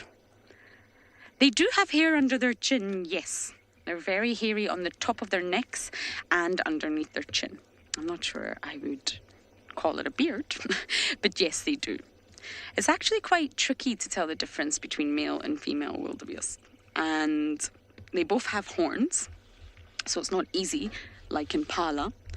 And the females are said to be more browner in colour, but I find that not so easy to go by. You're better to actually look for genitals, if you can see them, and if not, you're better to look at the horns. They do have different shaped horns, male and females. It's really tricky when it comes to juveniles as well. But you can see the penis sheath. Normally from the side, when a male turns to the side, you can see the penis sheath.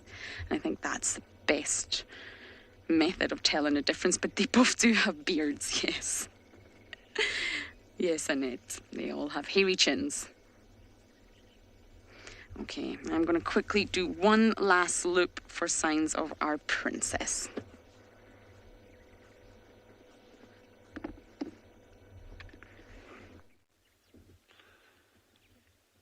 Just watching that fantastic flock of sociable weavers that has just taken off behind the meerkats over there. So the weavers are actually out foraging now, and a lot, moving in these big groups. The meerkats were very, very attentive when that flock moved in. There's obviously no threat to them, but it is just, there's a lot of movement there that would attract their attention. And with this wind that's been steadily picking up through the morning now, we're probably sitting on about 10 kilometers an hour, 8 to 10 kilometers an hour wind. And when we arrived here, it was a very, very, very gentle breeze. So that would have just kind of like put a little bit of a nervous edge on these little meerkats. So although those weavers would have certainly attracted their attention, it wouldn't have been a big concern for them. It would have. But you can never be too careful out here, I guess, if you're running around and that you're that size. You're a good food item for many things. So the little alpha female, or what you call the dominant female, she has moved off, but these ones will follow on her till soon.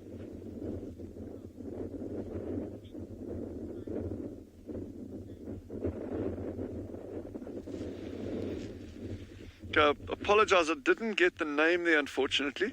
But the question is, do they use sense of smell or eyesight? Katmat has just asked, do they use a sense of smell or eyesight to detect prey? Their eyesight is incredibly good, but their sense of smell is easily as good. And for most of their actual foraging, to locate food items, it's their sense of smell that they're using. They'll detect the scent on the ground, and then they'll actually dig for it. But their eyesight, their eyesight is the key thing for actually staying alive and staying safe. In terms of watching out for aerial predators, snakes, that kind of thing. Just interestingly, apparently puff adders have essentially no scent or very little scent, and apparently a dog cannot detect a puff adder. I didn't know that, but apparently it's true. And so I'd be interested to see if a meerkat can actually detect a puff adder using its sense of smell as opposed to just visually. So it's always so good just spending time with these animals, and like I say, they're just becoming more and more relaxed, and hopefully over the next couple of days we're actually going to be privy to seeing these little ones come out for the first time. So I really hope that all of you, wherever you are still able to keep joining us on these morning sessions, and obviously the afternoon sessions as well. But certainly with the meerkats in the mornings, it's going to be really, really good over the coming days, I think. I don't know what I'm going to do to contain my excitement, but I'll try.